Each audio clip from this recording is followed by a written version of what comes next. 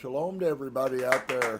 Hope you guys had a wonderful week. We're here in Missouri and it's sunshiny and pretty, and we're always thankful for that. So I hope that you're experiencing good weather and also the good presence of Yah and His truth is living and working inside of you. So we're in the book of Joshua. Lots and lots of things, I believe, that are very relevant to, in fact, the day that we live in, as well as the days that are coming in front of us. And so seems like a worthwhile journey to maybe kind of get a picture, and maybe we can gain understanding before, not after. You know, oftentimes people are really smart after things happen, but not so before. And I believe Yah's nature is to give us insight beforehand, not after the calamity. And so lots of things are trying to confirm the words He spoke to me recently that I shared with you guys a couple of times already. So we should be preparing our minds as well as our physical world as well. So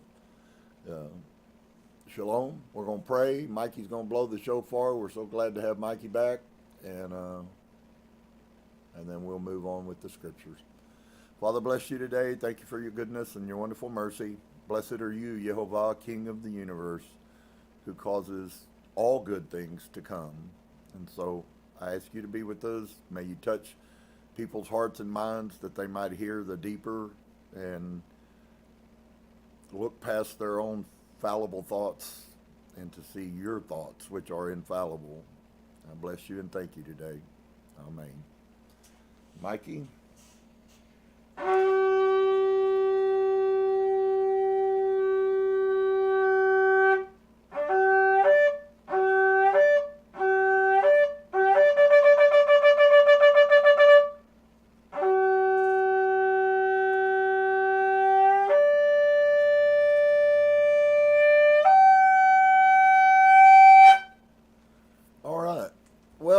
Last week we finished it at chapter 7, and I really feel there's several ways I could say it that probably wouldn't be appropriate to say it that way, but I just didn't feel like that I got across the point I need to get across, or maybe Yah is putting this in me because it's not about you guys, it's about the people who didn't get to hear. And maybe He has a desire for them more than He has a desire for you. You know, oftentimes we don't think about it like that because the world revolves around me, but it isn't about me. It's about Him. And so there's a massive picture for each one of us in our individual lives every single day. Most people that are this won't understand what I'm talking about, but there are some that might understand. And so it's quite profound, actually. We look at numbers, and how do you equate from 40, 50, 60,000 fighting men down to you applying those principles to yourself, as well as your life, and even more importantly, of the life of the ones around you, which is really what I'm interested in here, okay, is that maybe we would get an opportunity in ways, because I watch a lot of people walking around blind. They do things constantly and think that they're doing right, and yet they're separated. Nothing is important but them. And it's a sickness that you can't help, but there's also an opportunity. And Yah is all about putting opportunities, and we're going to find out by the end of the day that Yah is all about making opportunities, but there's no promise. The promise is based on you. And so I want to pick up in short of reading the whole thing, although it really starts actually back in chapter 6. So if you guys will bear with me for a little while and go back to chapter 7, but verse 6.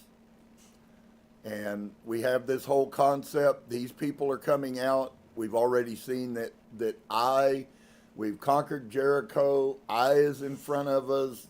The world is knows who Yah is. They're obviously aware that there's something cataclysmic going on in the world. I wish we could get that revelation. They had no internet, and yet these people, as we go on in the story, we find that they heard about this nation Israel 40 years earlier when Yah brought them out of Mitzrayim. So it's quite amazing to me. We can't find the truth with internet, but these people could find it with no internet. And I think that's quite a shame that we are so blindsided, if you would. And so Yahushua rents his clothes, verse 6, and he fell to the earth upon his face before the ark of YEHOVAH until the evening, he and the elders of Yisrael, and he put dust upon their heads, all acts of humility, humbling themselves before Yah. Somebody has failed. That's the bottom line. And I know that you're taught and brainwashed in this society that that's judgment, but I'm sorrowful that's another massive lie that goes along with Christianity. The scripture clearly teaches us to judge. It's how we judge is what's the deal. And Yahushua said, Alas, O Adonai YEHOVAH, wherefore have you at all brought this people over the Jordan to deliver us into the hand of the Emorym to destroy us? Would to Elohim we had been content and dwelt on the other side of the Jordan. O Adonai, what shall I say when Yisrael turns their backs before their enemies? For the Canaan and all of the inhabitants of the land shall hear of it, and shall environ us around, and cut off at our name from the earth. What will we do? What will you do unto your great name? And of course, the answer is always going to be the same. Heaven and earth are going to pass away, but his words are never going to change. His name is always going to end up inevitably being glorified. The promise isn't that your name will. That's the problem. And you see that even Joshua, a true Hebrew friend of Moshe, sat and listened to the mouth of the prophet of YEHOVAH, and yet he still doesn't know some of the simplest of answers. And it's quite shocking to me that we can be so close and yet so far. And he proves that out several times here very shortly. O Adonai, what shall I say when Yisrael turns their backs before their enemies? For the Canaan and all of the inhabitants of the lands of here shall hear of it, that they lost 36 people, and shall environ us around and cut off your name from the earth. And what will you do under your great name? And that's so indicative of people. You see, he immediately already forgets that Yah's not going to fail. So I hate to say this about a man who I admire greatly, but there was doubts inside of him having all that was given to him. So if you're here today and you're doubting whether Christianity is true or Judaism are true or Islam is true or was there really a Jesus, if you're doubting any of those things, it's not really quite so surprising. So please, at that level, give yourself, because I believe what happens is we have no answers and we get so contentioned and so twisted up that we have no way of ever seeing the truth because our minds become very neurotic. Most people I know are neurotic. Their mind doesn't think in a straight. Any abstract thought will drag them somewhere else. And most of those abstract thoughts they provide for themselves. Something we really have to fight and learn to overcome.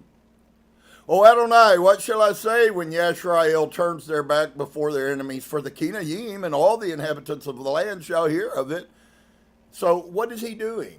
He's focusing and surfeiting on the thing. So what shall I do, O Adonai YEHOVAH, when the president declares martial law because he's not going to allow another election in America in 2024? And on one side, it very much matters to us. On the other side, what difference does it make? Has Yah changed? Had Yah changed in Joshua's situation here? There was a failure, so we have to give him kudos. He's above all of most of us because he at least recognized that somebody had sinned. Most people don't even recognize their sin. They just keep doing it thinking that they're okay. No knowledge, no consciousness, no heart, no conviction. Remember, love your neighbor as yourself. Don't love yourself, love your neighbor the way you should and would want to love yourself. Totally different concept than a new Christian. Oh, Adonai, what shall I say when Yisrael turns their back? Is it for Joshua to say? Is Joshua in charge of this thing? Does Joshua have the power to do this? It's obvious that he doesn't. But this is a picture where sometimes we get these situations in our life and we don't have the answer. You don't know how to fix your life. If you could fix it, you would have already done it. If Joshua could have fixed this, he would have already done it.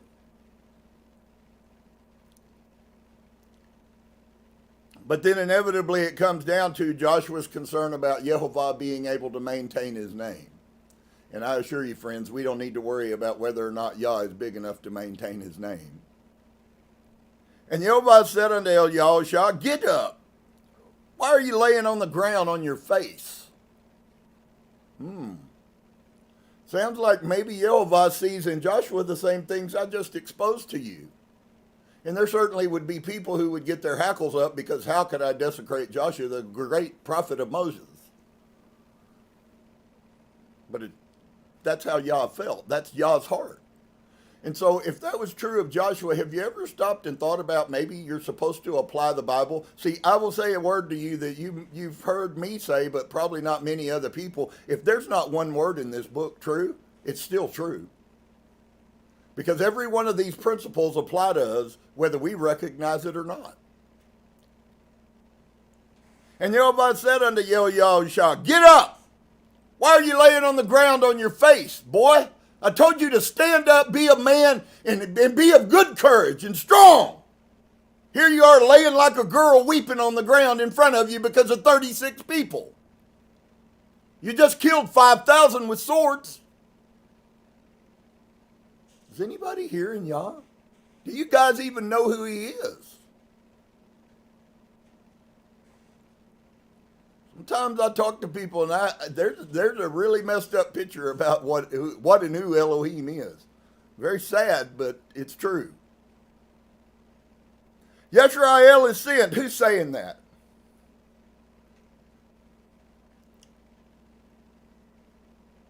And they have also transgressed my covenant which I commanded them, for they have even taken of the accursed thing, and have also stolen and dissembled themselves also. They have put it even amongst their own stuff. Therefore the children of Yisrael could not stand before their enemies, but turned their backs before their enemies. So here's a statement for us. If you had a multiple choice, would you say that it's a good probability that the Elohim, who's the same yesterday and forever, he was before any humans existed, he created them, and he will be when no humans exist? And there is a day when humans will not exist. They will be spirit, okay? He's told us that. Judgment comes to the spirit, not to human bodies standing around, folks. I'm sorrowful that they told you that one day your body gets to go to heaven. Paul's very thankful to tell you that your body will be brought back to life. Therefore, the children of Yisrael could not stand before their enemies. So let's ask ourselves, if a whole nation can't stand before their enemies, what makes you think that you're so special that you can? Are you going to do what 500,000 fighting men who knew the Torah from the mouth of Moshe couldn't muster? It's a very valid question. See, the problem is people may be asking questions, but they're not asking valid questions.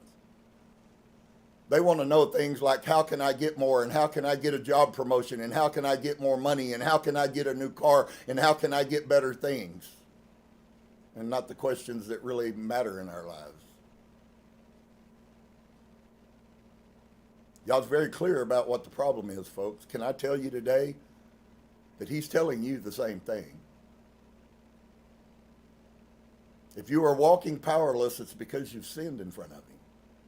He tells us clearly, folks, in multiple places, YEHOVAH pushes away people who will not humble themselves under him. Pushes them away. I don't want you around me. I won't allow you to be. Now, if you don't know that character trait of YEHOVAH, you might think that I'm a liar. But I'm telling you today, that is the fact.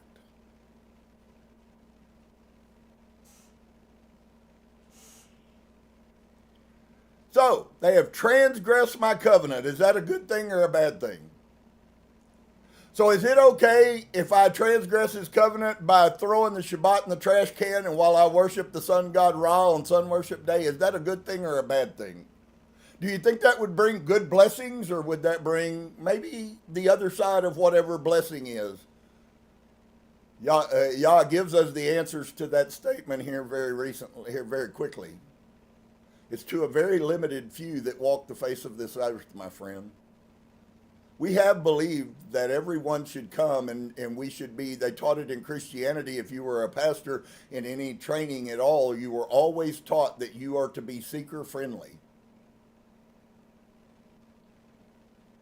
God doesn't teach that.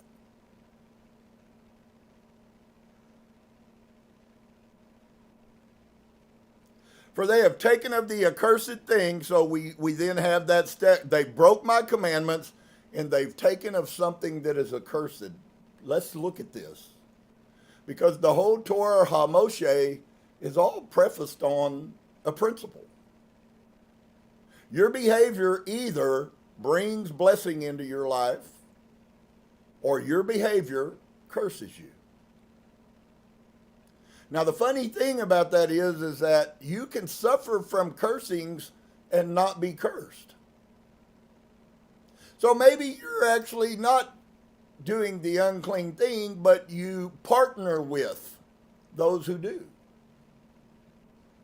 And so we see that principle here. This is one of the most huge scriptures sets for the mind of a person who actually desires to find some success with Yah. How are we successful with an all-knowing, all-understanding, all-knowledgeable Elohim? I can't imagine any part of a walk of a human life that would be more important than asking and then finding, or at least searching for, the answer to that question. I mean, it's okay. I don't mind if you really don't believe that there's something after this and there's not going to be any punishment and judgment and everybody's going to meet Andy Griffith sitting on a bench waiting for you to get there from the heavenlies. You know, he's right there before Abraham. And not that I'm against Andy Griffith, but the principle's a lie.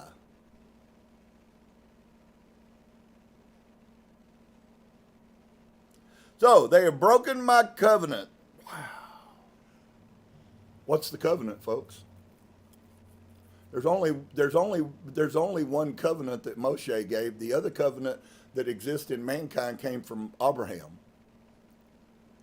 And the world's effectively doing away with that very quickly. Doctors are sure to tell you that you don't need to circumcise your children.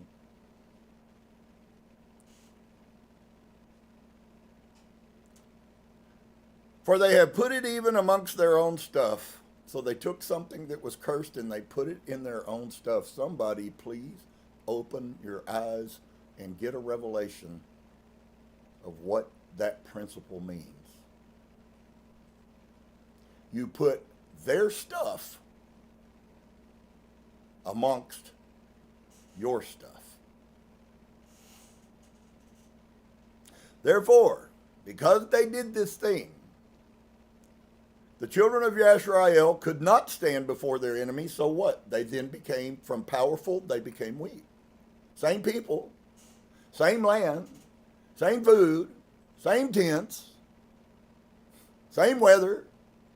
So I would think it would be quite clear for us to see that not one thing on the face of this earth has changed. But there has been a change. But they turned their backs before their enemies. Have there been any of you that have recognized that sometimes, maybe even now, you're running from the people who are trying to destroy you the most?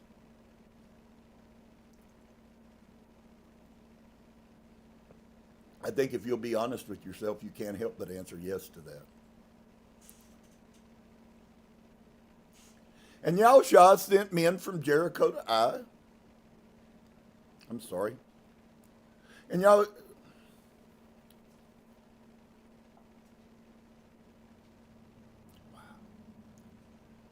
just so much, man. I got so many different directions. I apologize. I got a million things I want to say, and sometimes finding all the wherewithal to get it ordered like I want is a little difficult. So they couldn't stand. They were weak. But look at what he says. Because they were accursed. So we were back over here in a principle that they touched the accursed thing. And then when they touched the accursed thing, they didn't just touch the accursed thing. That was never said. What they did is they took of the accursed thing. See, there's a point in our life where we have the choice between a decision, and I'm going to show you that all of life is only just a decision. That's all.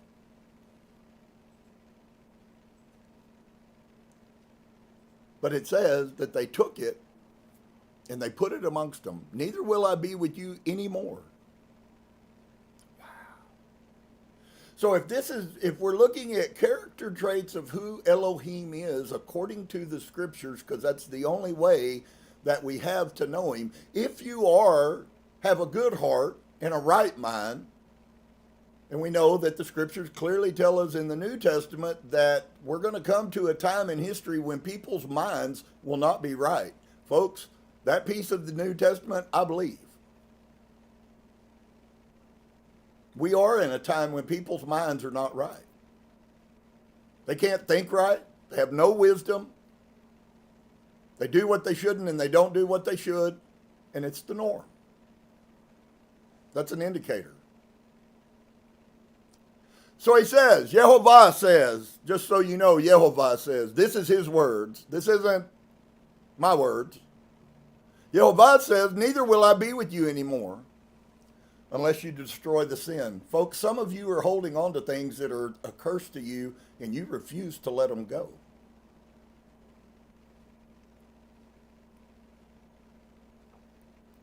I'm not telling you not to. You can hold on to them as long as you want to. You have how many every year? My mortality becomes more obvious to me every single day that I live, that I have less and less time. And some of you don't have as much time as I do. I would think if you're going to ever come to a place in your life where you had to make a decision about right and wrong and up and down and yes and no, that right now might be a pretty good time. But that's a stark statement. You've been told your whole life that this is unconditional love and God loves you no matter what. I have people that I know that say those words still. It's one of the most heinous lies that has ever existed. Oh, well, we don't believe that, brother. We just believe that we're all broken and God loves us all. Well, good luck with that. I hope it helps you at Judgment Day, but it ain't going to. Neither will I be with you anymore. So ask yourself, are you putting yourself in an accursed position where he's actually saying the same to you? I'm not saying that. Mikey's not saying that. If we said it, it wouldn't mean anything. But if this is Yah's nature with his own people, what do you think he's going to be with you who aren't? I'm talking about we're trying to be grafted in to Israel.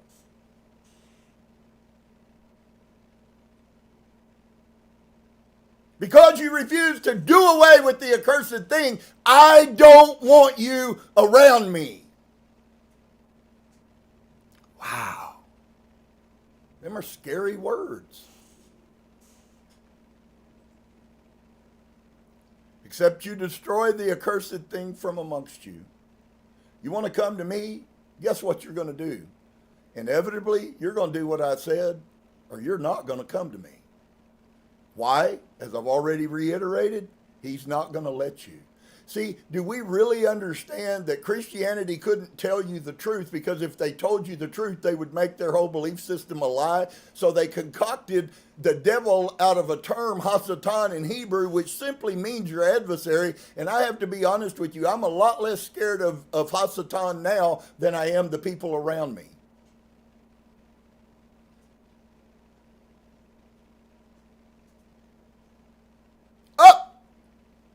and sanctify the people, and say, sanctify yourselves against tomorrow, for thus says YEHOVAH Elohai of Yisrael, there is an accursed thing in the midst of you. And you know what happens when I tell people that? Oh, well, maybe he'll have mercy. Maybe I have his grace. Maybe I can just keep hanging on to the accursed thing and everything's going to be all right. You know, he is a loving, kind God. John 3:16, for God so loved the world that he forgave everybody's sin and he never punished anybody.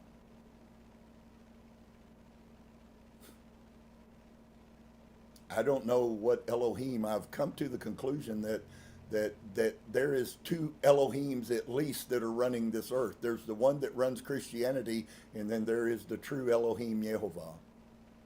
And the true Elohim YEHOVAH doesn't change. The other one does. Before he used to be the risen Son of God. Now he's the risen Son of God that is God. Can I tell you where I went and researched and where I found that principle to be played out? In the whole story of Tammuz and Ishtar.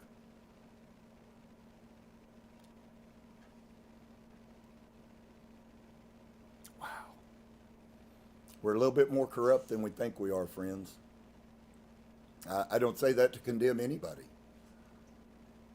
But the principle that he just showed us, that Yah showed us here, is inevitably. So let's look at the worldview. Everything's love and positive and goodwill. Oops. But we got a caveat. We got a snafu, if you would, if you know military language. That's something that's a little bit wrong. The world keeps telling me that God so loved the world that he gave something that we didn't need to do something that we didn't need done because he had already done it. He is the supreme Savior. And I'm going to continue to show that because the scripture clearly plays that out.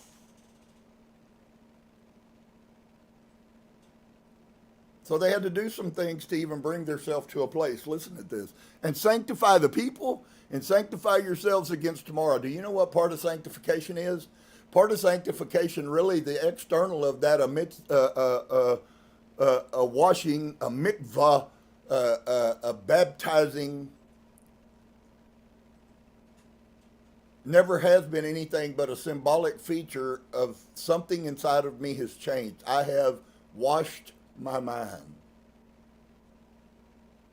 So here's the question then. Can you take a bath and leave your mind filthy? Leave your mind still in control by an accursed thing, and can you take a bath and clean yourself? Because it's not about your body. It's about your mind. So, sanctify the people and sanctify yourselves against tomorrow, for thus says YEHOVAH Elohai of Yisrael, there is an accursed thing in the midst of you. Is he asking a question or making a statement? He's making a statement. I'm not asking you, Joshua, if you think, because the truth is Joshua doesn't have a effing clue, if you'll pardon the truth of that. He doesn't have any clue. He doesn't know what's going on. All he knows is they lost 36 people, and the Elohim said I was going to win, and I just can't believe we lost 36 people. He doesn't have a clue about why. Y'all's having to tell him. Brings up another couple of questions about our walk with YEHOVAH, but I'll leave that for some other time. For thus says YEHOVAH Elohai of Yisrael, there is an accursed thing in the midst of you. So we know first off that Joshua didn't know. Oh, Yisrael, you cannot stand before your enemies until you take away the cursed thing from amongst you. Could I please ask you a question today? Do you really believe that you're so superior to Joshua that you can do what Yah says he would never be able to accomplish? This is an anointed man of God to bring out the people, over 1 million people, to bring them out of Sinai, and he doesn't, and you believe you can? You think you can leave the cursed thing in your mind? You think you can leave the cursed thing in your heart? You think you can leave the cursed thing in your presence, and somehow you're going to be the one? It's really quite naive if you want to know the truth, friend. The only path to Yah that never changes is the only path. There's only one. I'm sorrowful that Norman Vincent Peale and that he was a friend of Donald Trump's before he died, but that doesn't make him God. Yes, we need to think positively, but there's not multiple paths to Elohim. There's one. It's called the Torah. It doesn't offer room for breaking. Breaking puts you under the class of accursed. Simple. I could teach that to a 2-year-old. There is an accursed thing in the midst of you, O Yisrael. You cannot stand before your enemies until you take away the cursed thing from amongst you. So if you're one of those that thinks you can hold on to all of the liberal woke nonsense that goes with this, if you think you can hold on to Christianity and somehow you're going to see God, you're sadly deceived. I'm sorrowful for you. I'm not mad at you. I'm not offended by it, but I'm sorrowful for you.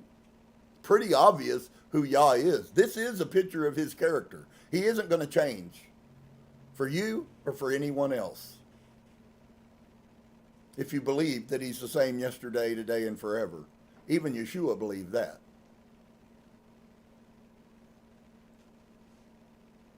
Wow.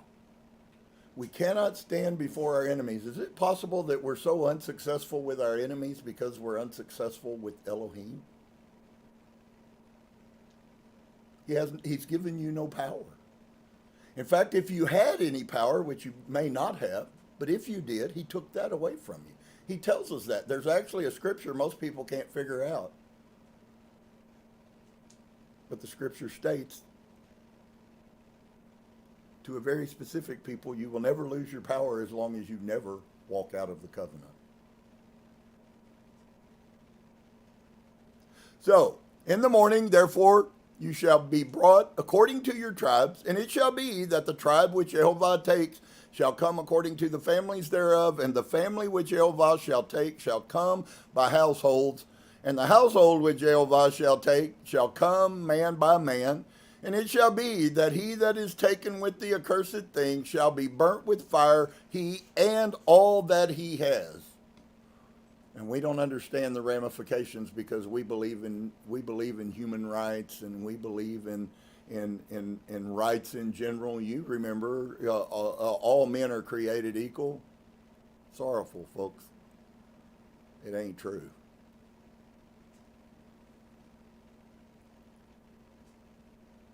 YEHOVAH will bring you, and he will show to all Israel. I would say to you that, is Yah capable of just simply telling Joshua, hey, Joshua, man, I want you to go over there. I want you to go to the tribe of Yehudah. I want you to go to this family, and there's going to be a man there named Achan, and I want you to go dig in his tent, and under his stuff in his tent is the accursed thing, and I want you to take him, his wife, his children, his brothers, his sisters, his mother, his dad, and everything that he owns, and you're going to burn it with fire in front of the whole nation of Israel, and let this nation see what happens to people who desecrate my word. You know the worst thing is? Those people got to see how Yah is. You guys don't know him. Most people don't have a clue of who he is. He's not playing a game when he talks about his commandments. And yes, of course, he might not have Joshua bringing you, but there's so many pagans now, he'd just as well to burn the whole earth. I think there's a very significant, Yah burns sin. Yah said he's going to destroy this earth at the end, and how's this earth going to be destroyed? You might get that that's Yah's character. When he's ready to do away with people, he does away with them by fire.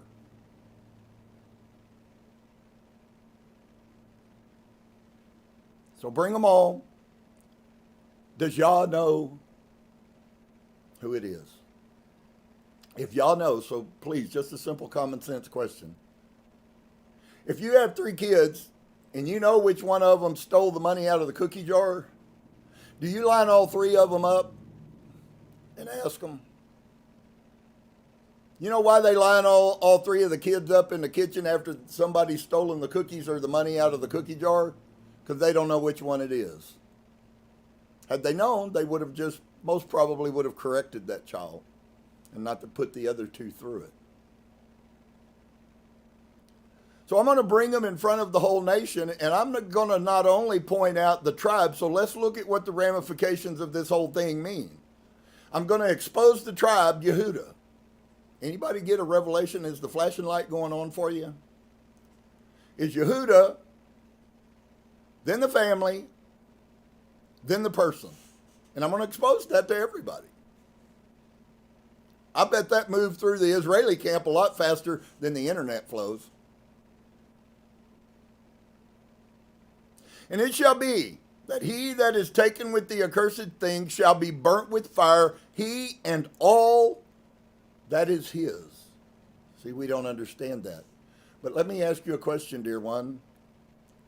Let's say you have a child, let's say you have a grandchild that is the accursed thing in your family.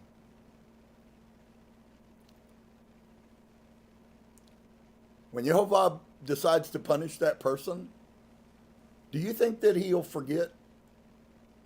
Or does his character really change? Because that's really what you bring into question when you question his character. You question whether he has character or not. And if he does this one time, he's probably going to do the same thing again next time, and next time, and next time, and next time, so much so that we don't even see it anymore.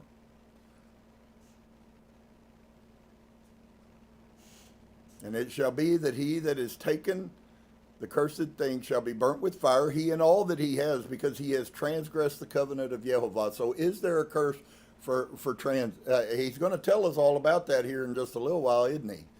Can I tell you, he's giving you a precursor to the reality of his Torah. So then we can ask ourselves, so did this all end with Joshua? Or is this how Elohim still looks at things?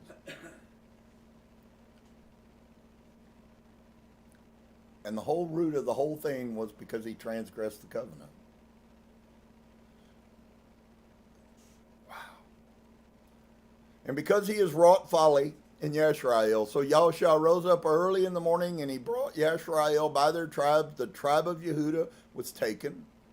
And he brought the family of Yehudah, and he took at the family of Zacharim, and he brought at the family of Zacharim man by man, and Zabdi was taken. And he brought at his house man by man, Anakan, the son of Carmi, the son of Zabdi, the son of Zerach, of the tribe of Yehudah, was taken. And Yahushua said unto Achan, my son, give, I pray you, glory to YEHOVAH Elohim of Yisrael, and make confession unto him. And tell me now, what have you done? Hide it not from me. And Achan answered at Yahushua, and he said, indeed, I have sinned against YEHOVAH Elohai of Yisrael. Question, and this is a question for all of us, folks. Was he aware of his sin?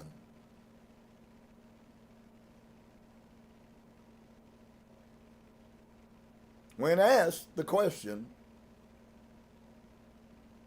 was he aware of it? So then this sin wasn't done in ignorance. It was done intentionally, with full knowledge that I am about to break the commandment of Yah, and I made a decision to do it anyways. Let's don't play games with ourselves, folks. I know that I have, and I suspect I'm a human just like everyone else, and for some, it's a daily habit.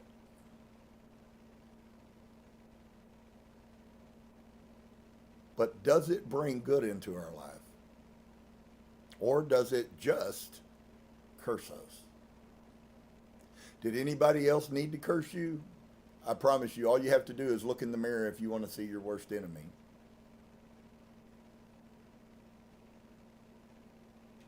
So he wasn't ignorant. He didn't go, oh, well, duh, nobody told me that I wasn't supposed to take no spoil.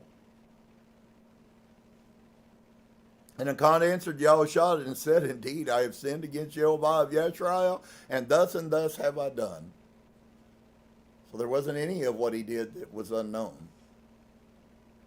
And when I saw amongst the spoils a goodly garment of Shinar, well, we know that Shinar ends up being where? Babylon. And 200 shekels of silver and a wedge of gold, 50 shekels weight.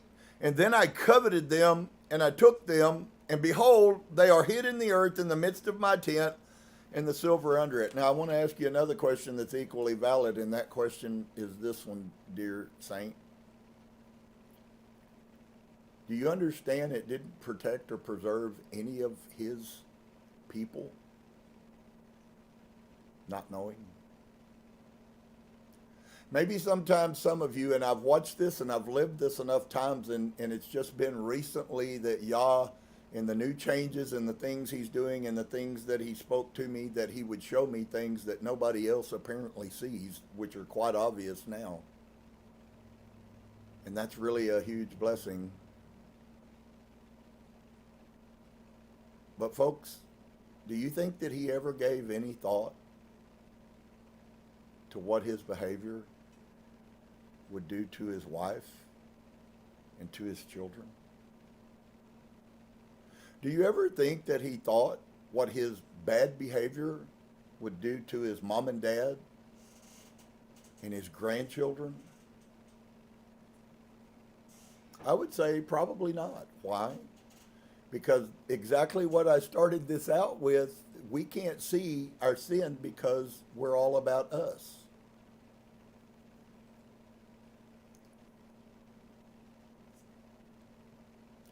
So Yahusha sent messengers, and they ran unto the tent, and behold, it was hid in the tent, and the silver under it, just exactly like Yah said. So we could ask ourselves then rhetorically the same question. Do you think Yah knew where it was? Do you think he knew what it was? I would say so. And they took them out of the midst of the tent, and they brought them unto Yahusha and unto all the children of Yisrael, and they laid them out before YEHOVAH, and Yahusha and all of Yisrael with him, and Edacon the son of Zerach, and the silver, and the garment, and the wedge of gold, and the sons, and the daughters, and his oxen, and his asses, and his sheep, and his tent, and all that he had, and they brought them unto the valley of Achor. I wanted you to see here, Yah is all inclusive. I wanted you to see here that no matter what your nonsense liberal thought mind and feminine mind believes, folks, YEHOVAH doesn't discriminate, and he doesn't base those punishments off of everyone else. He bases them off of the man of the family.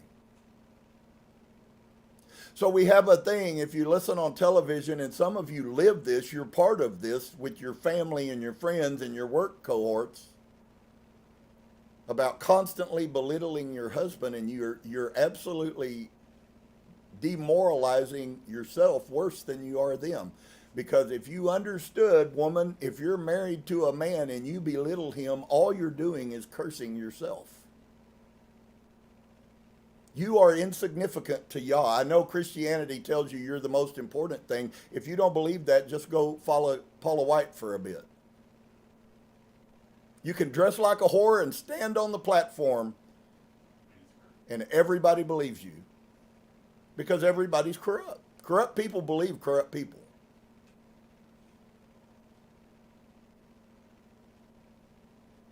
And so Yahusha and all of Yisrael took him, Achan the son of Zerach, and the silver and the gold and the garment, and his sons and his daughters and his oxen and his asses and his sheep and his tent and everything that he had, and they brought them unto the valley of Achor. So if Yah is this deep and this intense, folks, why do you think that you get away? Because you condone the sin of your grandchildren? Have you not brought the accursed thing into your house? Stop and think about it. It's really huge.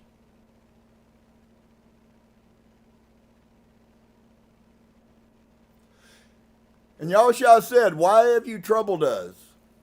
YEHOVAH shall trouble you this day. And all of Yisrael stoned him with stones and burned them with fire after they had stoned them with stones. So they killed them and then they burned them.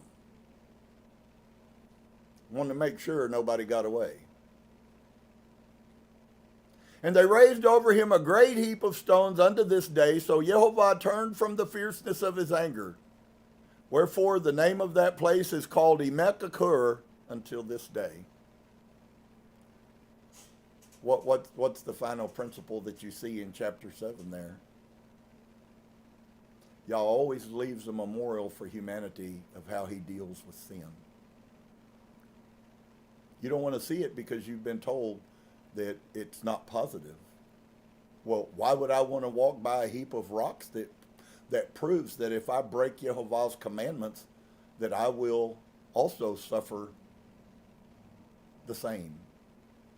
And I know you believe that that doesn't happen, folks, but I've watched people die all the time.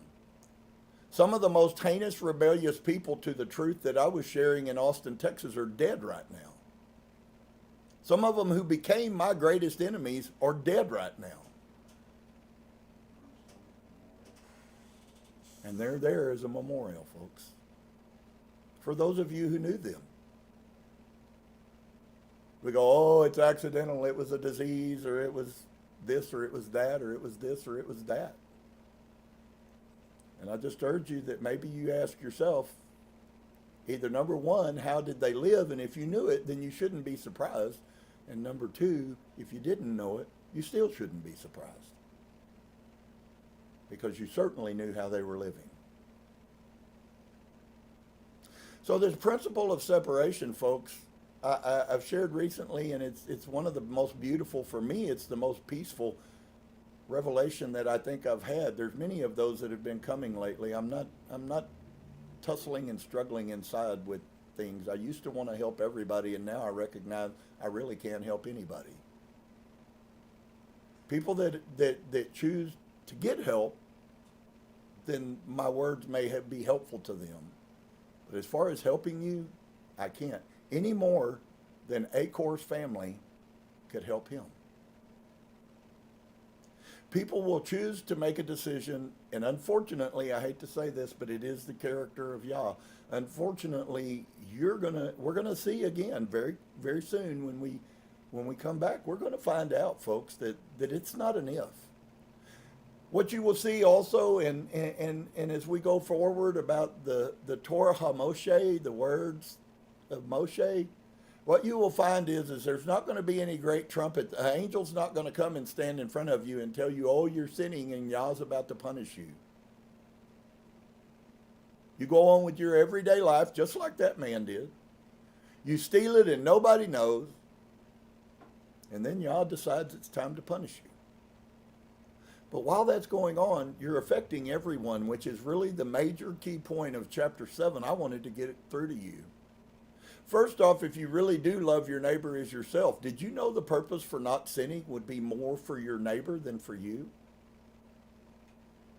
If you really understood that how you raised your kids is a curse to them, then hopefully your heart is so right towards Yah that you would stop doing it. In fact, you would even try to go back and give it back, or the concept of make amends. You would sit your grown children down and tell them, I'm sorrowful. I know you don't believe what I believe, but I lied to you, and I cheated you, and I ruined your life, and you're going to burn in hell now because you'll never see the truth because I told you that a lie was the truth. I haven't met anybody who's willing to do that except for myself. Because it's really hard to deal with that we committed the most heinous act there is, which is to teach our children lies.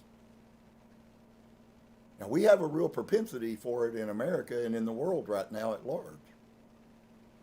Mariana was telling me that when she was a child, there were people that she loved very much who would not even just tell her straight out that Christmas was a pagan holiday. Y'all remember it.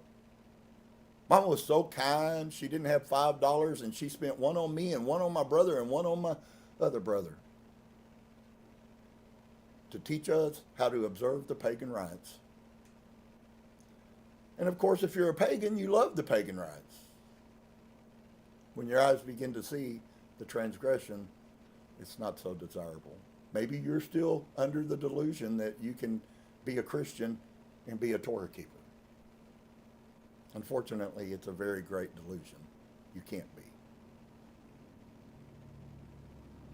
Wow. I guess I've said a lot today, huh? I guess I had something inside of me that Yah placed there that needed to come out. Those of you that don't like me, I don't care. Those of you who might come along and hear the truth, this is what I'm talking about, because it's not about a popularity club. What I am saying is this. If you're interested and your heart desires the truth, you won't dislike me. Yah is exactly who he said he was. And guess what he also is? Guess what he also does? Exactly what he said he would do. So he's been very kind in giving us here. Do you understand, and I'm sure most of you might, the ramifications of all that I've said today? See, because what it really means is I've just taken away every device. If you hear my voice, I've taken away every device you have. Now, your mind may not accept it. That I can't help. But the character of Yah has been exposed, whether you like him or don't. Maybe you hate him. Maybe you want to be with all the atheists and you want to go out there and shake your hand. And if that's who Elohim is, I don't want nothing to do with him. Well, good. By all means, please do so. I don't think there's anything, I don't see anything in the Bible that says I'm supposed to go stop you from committing suicide. That was your choice. And as we're going to find out, that is exactly how Yah deals with people. So it's a completely different revelation. Christianity tells you you're supposed to bring everybody in and teach them the lie. And Yah's telling me that you're supposed to push most people away, especially those that don't want to know the truth. As I shared with a dear guy recently, sounds like we're serving different gods. Mine is very clear about who he is. Yours, not so. Maybe he'll be loving and merciful today. Oh, but he's still... This Elohim is very much action-oriented. Your action determines his action. And blessing, when we're following him, then his action also determines ours, if we're following him. Because we what? We desire to please him. But when we're in conflict against the Elohim, I'll just give you the outcome of every situation, every billions of humans that have lived on the face of this earth, every one of them that go against his commandment are cursed. Everyone. Wow. That's huge. But it's also the truth.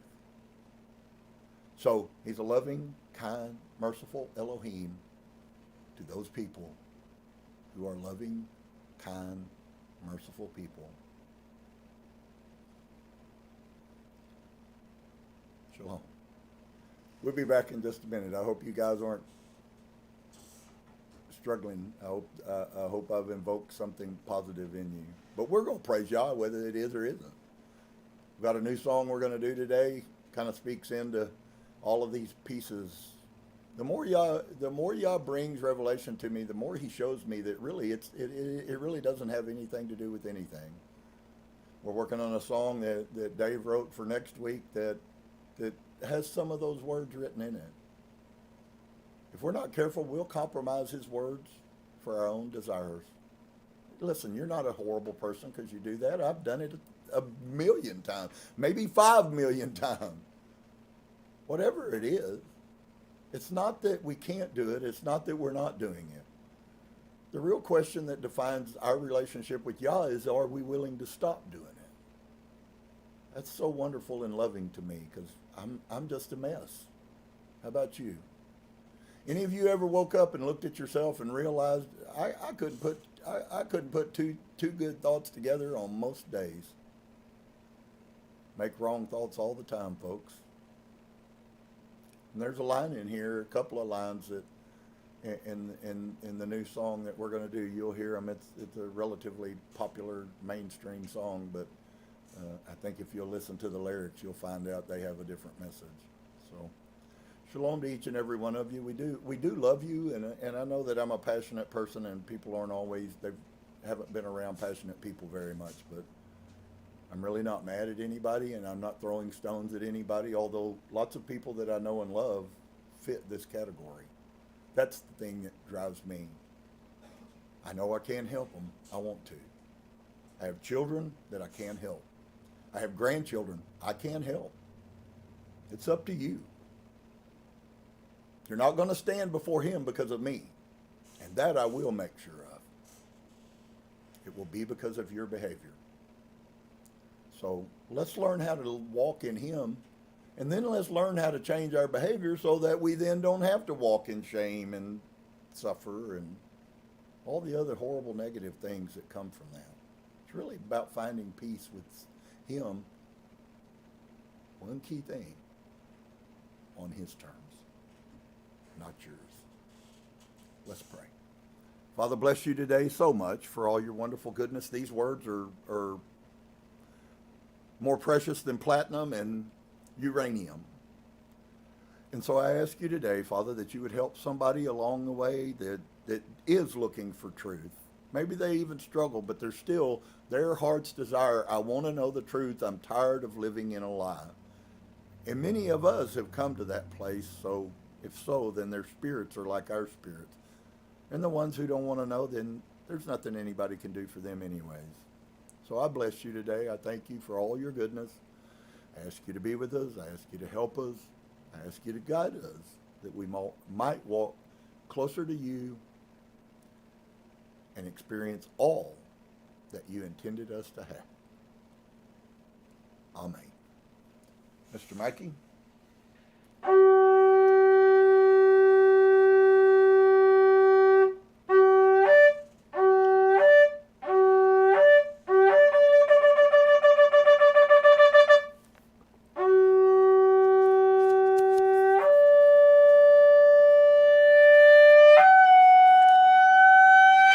All right. We'll be back in about five minutes or so. Shalom.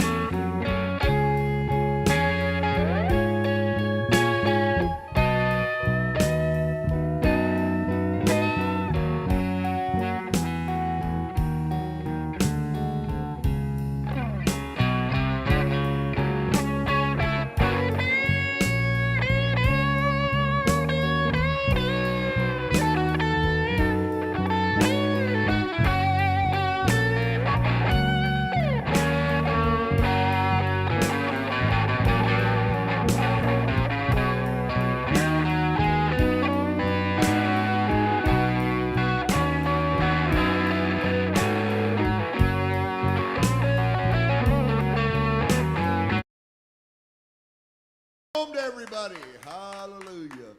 Boy, if the word upsets you, I apologize, but I ain't upset by it. I'm thankful because I find that every day when I apply his word to my life, life gets easier. The more that I quit fighting with him, the more I recognize how wonderful and precious he is. So we're going to praise him because that's what we're supposed to do. We're not praising him because we're perfect. We're praising him because he's perfect. And so I hope you will join with us. The name of the first song we're going to do for you here this morning, I guess, speaks about who he is. And it's called Everlasting Yah.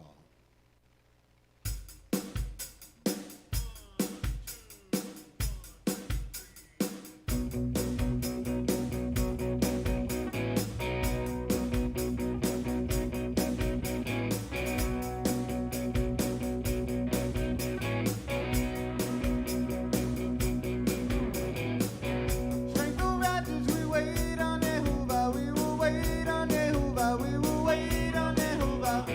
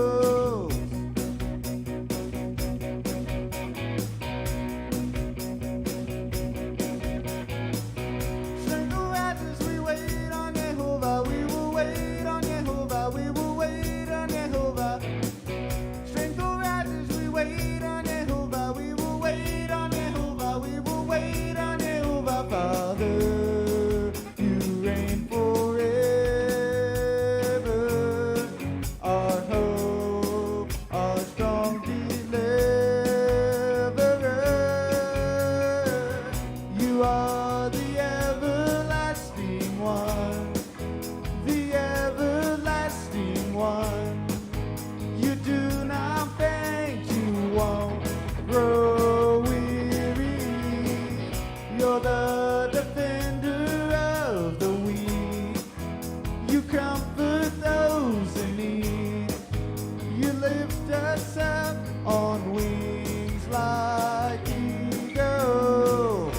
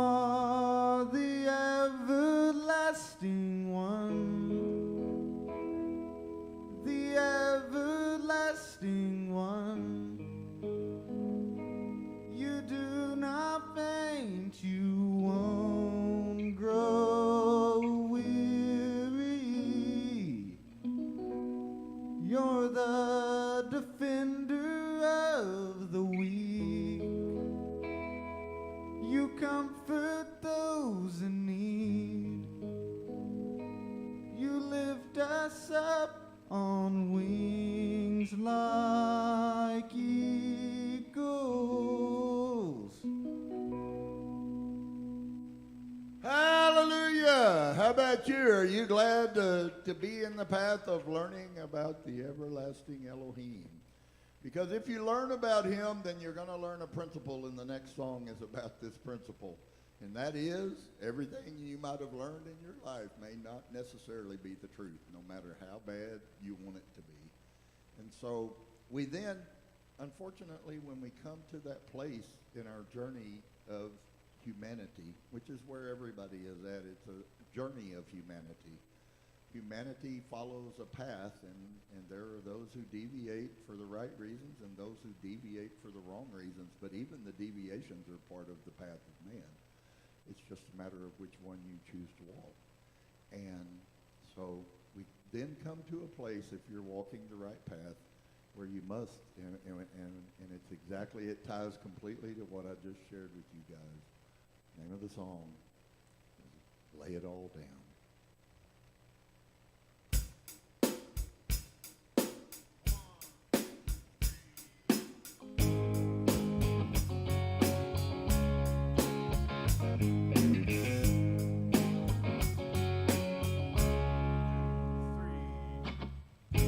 Warning signs are raining down. YEHOVAH messing around. Can't you see the writing on the wall? This nation's about to take a fall. 'Cause what if everything you've been told is just a lie? YEHOVAH sent his word to save your soul, to save your life. He's asking you to give him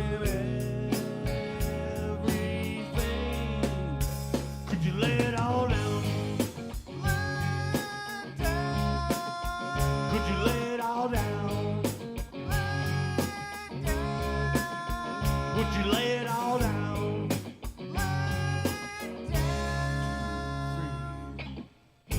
What if all you had to do was have faith in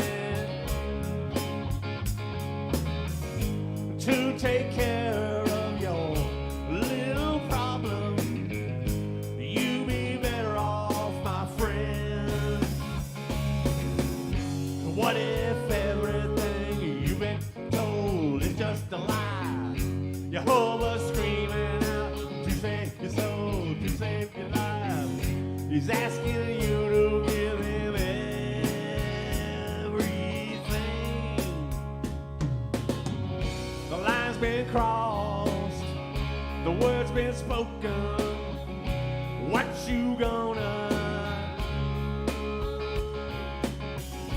Better take care of your. He might be talking to you.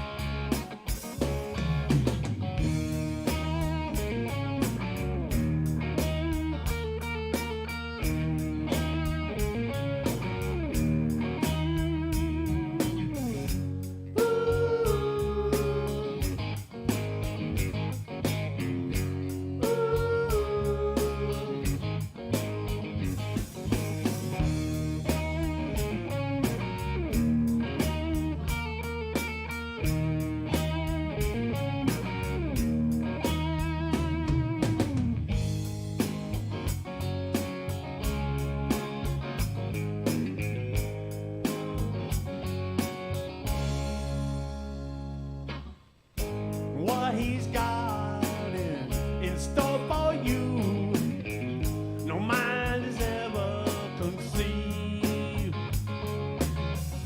There are no numbers to his blessing that lasts for eternity. 'Cause everything you've been told is just a lie. Jehovah sent his word to save your soul, to save your life. He's asking you to give him everything. There's just one thing I want to know. Could you lay it all down? Could you lay it all down? Lay it all down. Lay it down.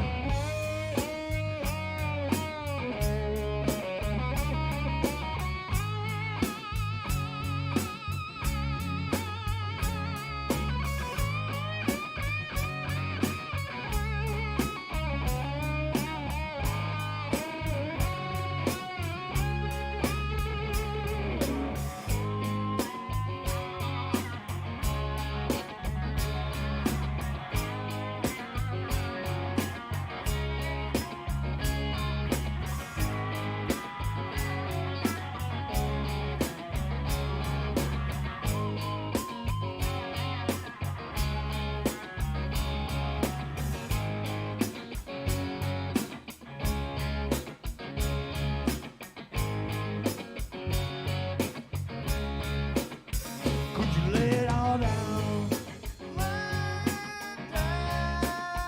Could you lay it all down? Would you lay it all down?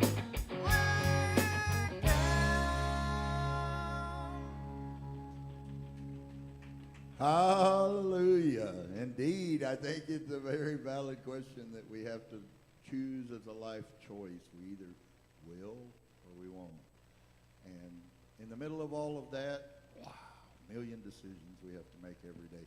Anybody besides me overloaded sometimes with all the decisions that we have to make? Come on, I'm alive today. I don't know about you, but this world is getting more and more complicated, man. That's why so many people like the off-grid. Them guys want want to live on the farm and watch the plants grow and get up and sing to Elohim in the morning, and some of them anyways are Torah keepers. And I'm so thankful today that there are people on this earth who do recognize who he is, and that all of this nonsense that we have been told life was really is just a joke. And of course, once you come to that revelation, then you have to make a choice: either lay it down or continue to live in the lie.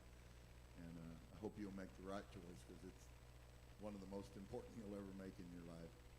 So the next song we're going to do for you here this morning is a beautiful song, and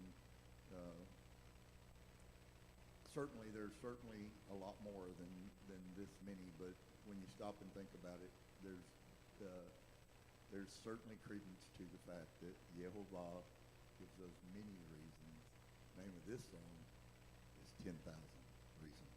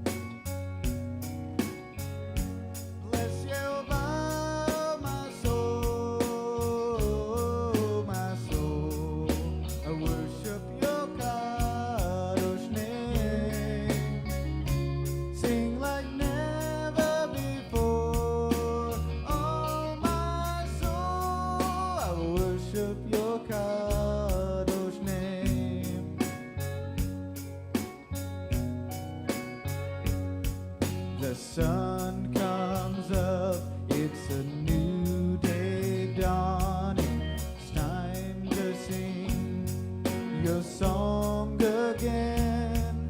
Whatever may pass and whatever lies before me. 10,000 reasons for my heart to find. Bless YEHOVAH, my soul, my soul. I worship your kadosh name. Sing like never before. Oh, my soul, I worship your kadosh name. You're rich and love, and you're slow to anger. Your name is great, and your heart is kind. For all your goodness, I will keep on singing. Let me be singing when the evening comes. Bless YEHOVAH, my soul, my soul. I worship your kadosh name. Sing like never before. Oh, my soul, I worship your kadosh name.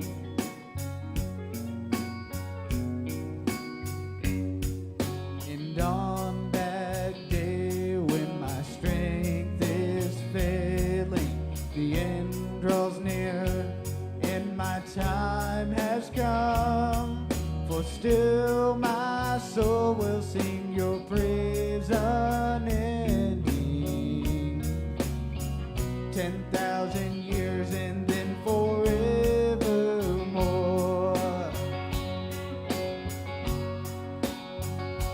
Bless YEHOVAH, my soul, my soul.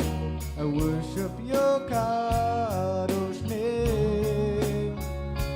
Sing like never before. Oh, my soul, I worship your kadosh name. Bless YEHOVAH,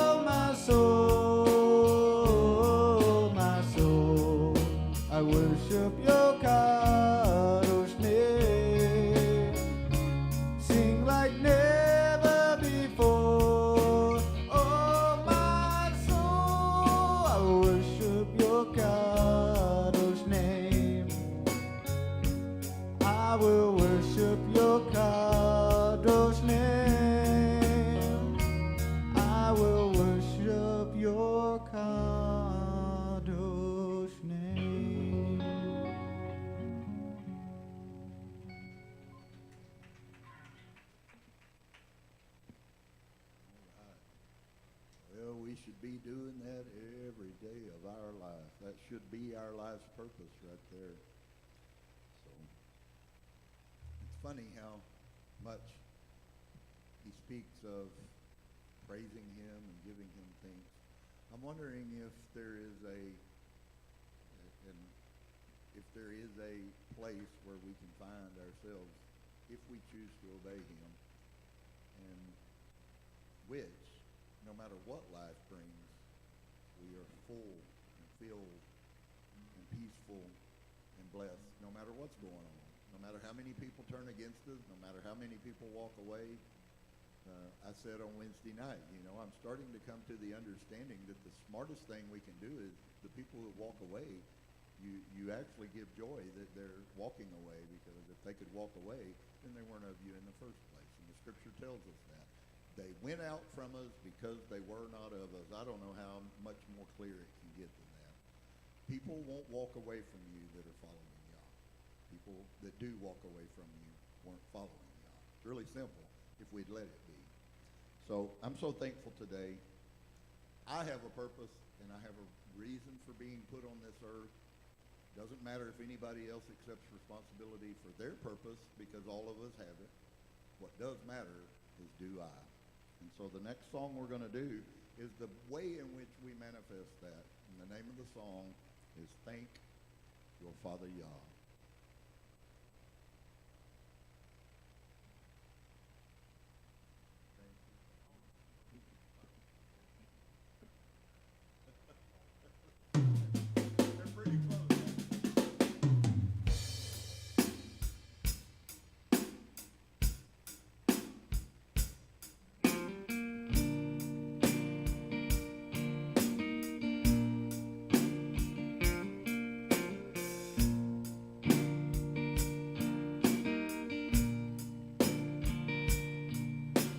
Life, when we hit rock bottom, we're probably living like the devil's fool. Yah made a path for us to pass. Yeah, his Torah is true. He could see all things coming. Yeah, YEHOVAH is his name. Most days I ain't worth saving, but his words will never change.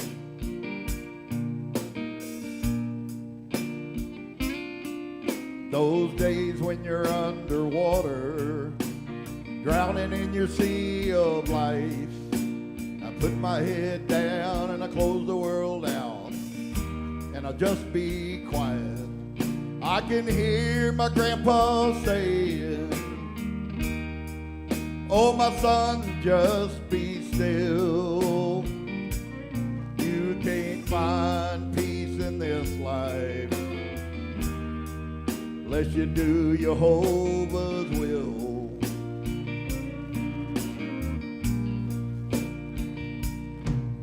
Doing Yah's truth is the only proof.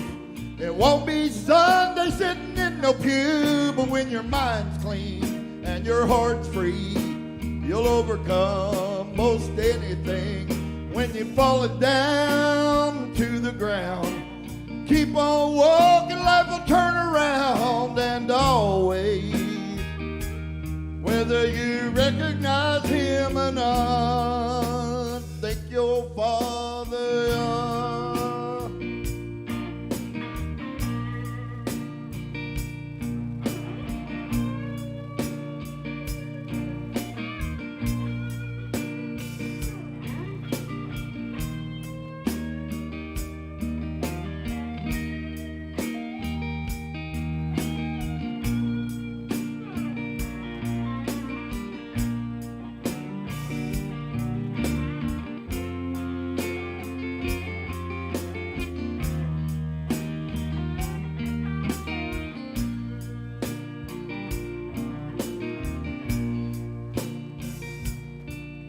Now sometimes late at night, when I lay here and listen to the word the Spirit speaking, my heart's weeping and I hear what you're saying. Oh, your words are truth to me.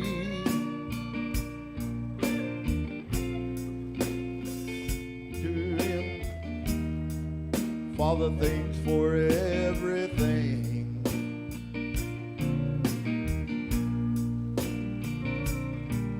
Doing God's truth is the only proof.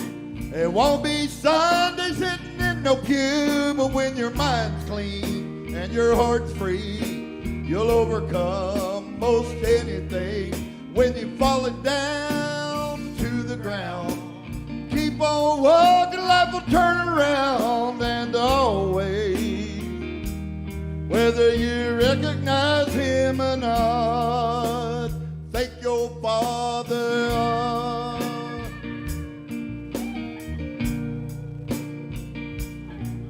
Doing God's truth is the only proof.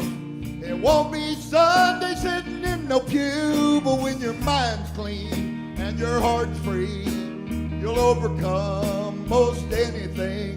When you're falling down to the ground, keep on walking, life will turn around. And always, whether you recognize him or not, well, I fall down a lot.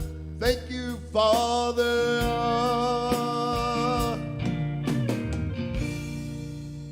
Hallelujah. Whether we recognize him or not, he's still the same yesterday, today, and forever. You know, we sing a lot of songs about Yah and the Torah and giving thanks. In reality, folks, those things are some of the most critical, and unfortunately, they're really defining, you know. They're really defining, because people that don't love Yah won't do those things. It's kind of like Isaiah prophesying that the sign that you were YEHOVAH's people is because you keep Shabbat. The problem is you have to define what it means to keep Shabbat and what it means to keep Shabbat in the manner in which YEHOVAH desires for us to keep it. Lots of people are doing something on Saturday, but it's still not worshiping Yah. And if you're not worshiping Yah, then you're not in a good place no matter who you are. So I'm thankful that we can sing songs and bless YEHOVAH. Doesn't matter where they come from. What matters is where does the spirit of them come from. And so the next song and the last song we're going to do today has to do with kind of the same principle. Thank you for your love.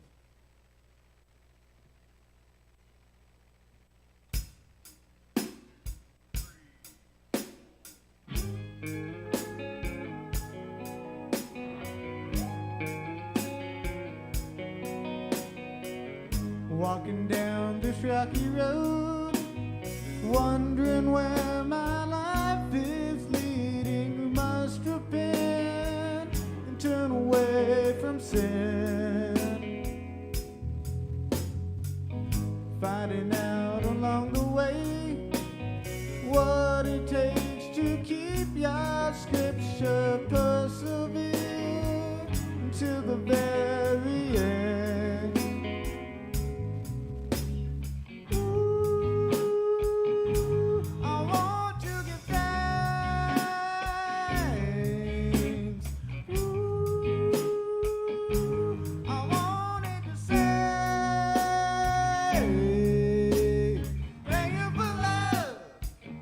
YEHOVAH, thank you for love.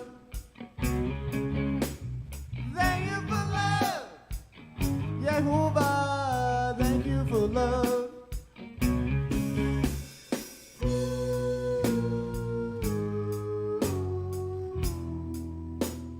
For your love.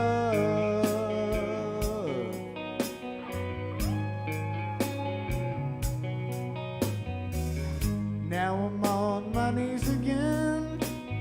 Better things are bound to happen. Torah says we must repent. Many miles and many tears. Times are hard, but Yah's unchanging. YEHOVAH said, be not afraid.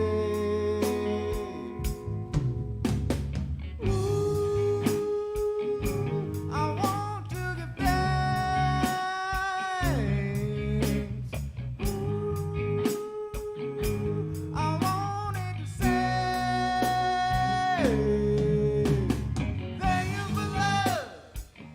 Yehovah, thank you for love. Thank you for love. Yehovah, thank you for love.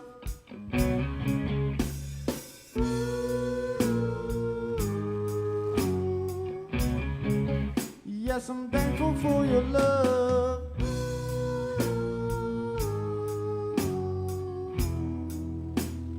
For your love.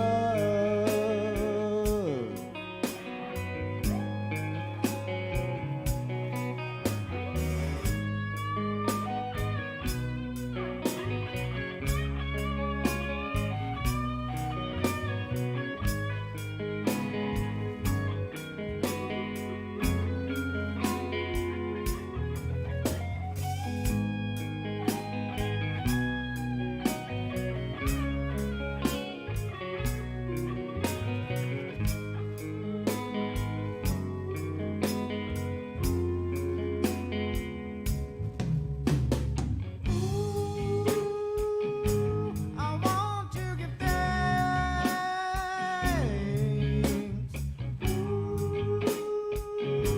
I wanted to say thank you for love. Yehovah, thank you for love. Thank you for love. Yehovah, thank you for love. Thank you for love. Yehovah, thank you for love. Thank you for love. Yehovah, thank you for love.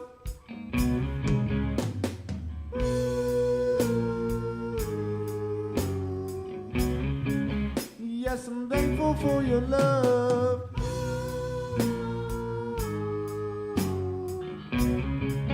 So thankful for your love.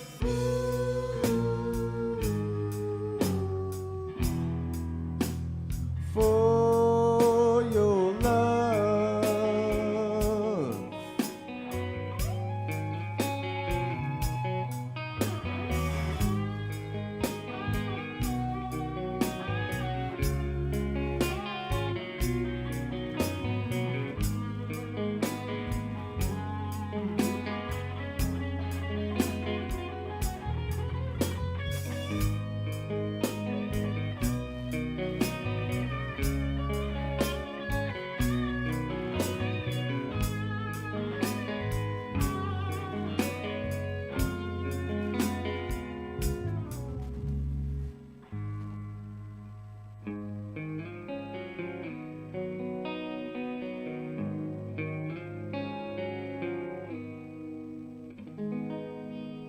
Thank you for your love, Yehovah.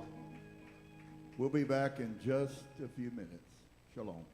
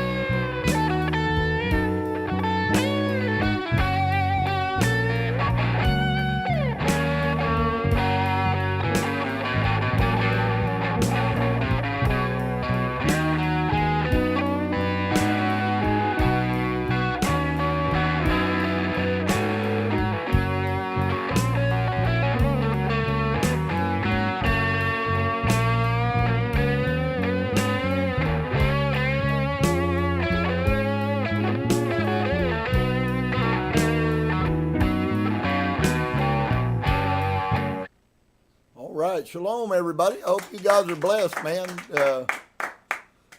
Love all the goodness that YEHOVAH shows us. He cared enough at least to give us his word. I think we ought to care enough just at least to see and try to see in reality what it is and what he wants from us. I think it's more than a human can do, and yet not too much that we can't do it. And I hear that all the time. I had a conversation, pretty extended conversation with a Christian pastor the other day in a really strange place, and what was amazing to me was how little he really did know. He only knew the message that he was taught, which is this is the thing. And I said, well, what about all of these things? And he said, I don't know anything about all of those things. And so I think the truth of the matter is that the mass majority of the world are living that. Why don't you know? Well, we could get into a long conversation about why you don't know. First off, there's a principle set against you to keep you from knowing. Because if you knew, then guess what you would be? You would be free. Free from the lie and free to worship and serve the Elohim. He's not grievous. He's very kind, merciful, loving, long-suffering to those people that obey him. Not so to the others. So we have to always keep that in mind. So we're going to partake of some bread together. Now, I need to set up the preamble. This is my lawyer note every week, okay? This is not, and I say emphatically, as Shelby would say, do not do that on your own, okay? This, friends, is wheat, ground up, and yeast, and water. Is there egg in bread? And whatever else goes in this, maybe some baking soda and some time in an oven. It is not, nor will it ever become, human flesh. So we're going to give him thanks that he provides food for us, is what we're doing here. And so if you have your bread, let's take it. There is a blessing, a bracha, which is the one that Yeshua would have shared with his brothers. Not that it was new, because it wasn't at all new. In fact, a major part of this blessing that we're gonna speak, folks, you should be saying this every day in your life. Baruch atah, YEHOVAH. I find myself sometimes by the movement of the Spirit just simply giving Elohim, the ruler of the universe, the creator of all heaven and earth, and just giving him honor and blessing, not to do with the bread or any other reason, just because he's wonderful and amazing, and he chose to give us life for whatever reason. And so I hope you'll join us in the right spirit. Baruch atah Adonai, Eloheinu, melech haolam, hamotzi lakim haminaretz. Minharetz. Blessed are you, YEHOVAH, King of the universe, who has brought forth bread from the earth. I promise you, when Adam came to this conclusion, he was very happy for all that YEHOVAH did for him. Let's partake.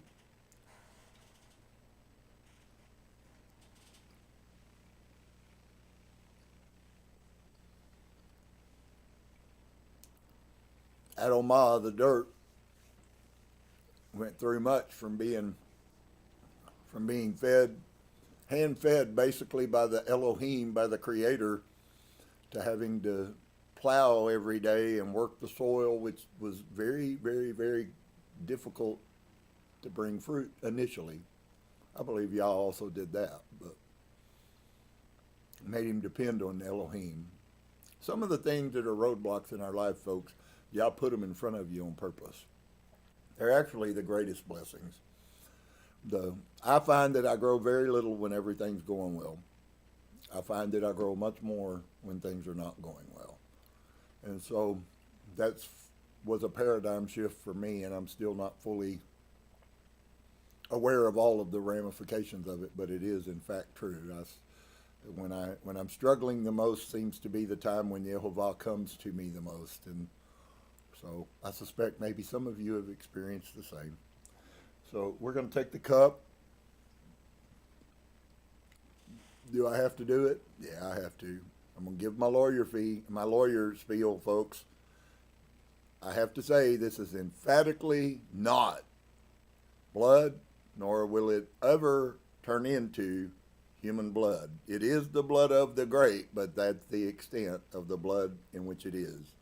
Baruch atah Adonai Eloheinu melech haolam borei pri hagafen. Blessed are you, YEHOVAH, King of the universe, who created the fruit of the vine. Let us partake.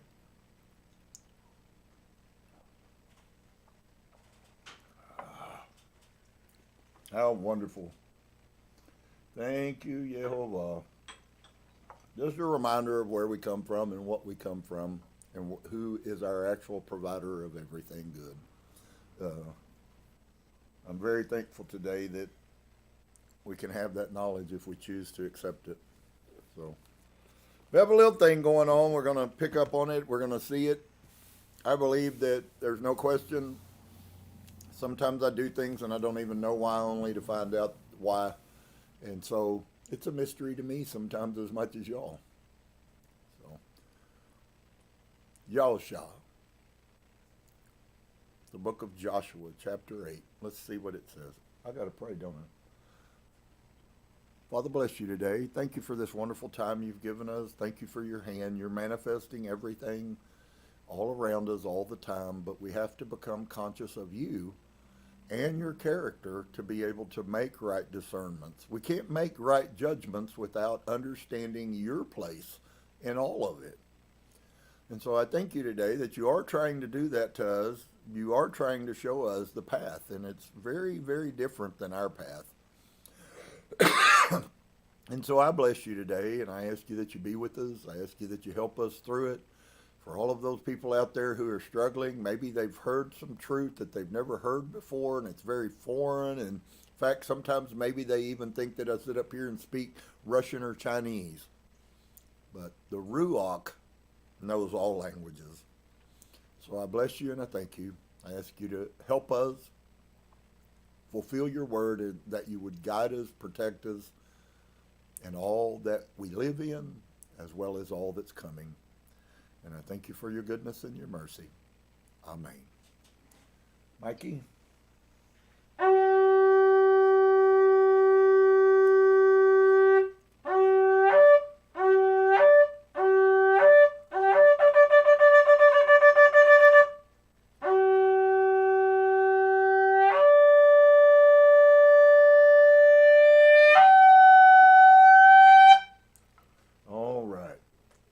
There's so many things significant that have been going on for years in scholarship and archaeology and all of that stuff. It's just absolutely overwhelming how many different times Elohim has caused truth to come out that seemingly didn't appear. I don't think that it's over with. I think there is yet more, but I believe that it all comes at a specific time. In other words, there is a Moedim for YEHOVAH to reveal, or there is an appointed time in history.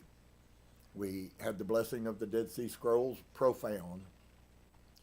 Many don't even still understand that it was actually just like the Book of Maccabees, with the Catholic Church took away from us, which was actually to show us a picture of what the people prior to Rome believed and how they acted. And it does a very good job of that.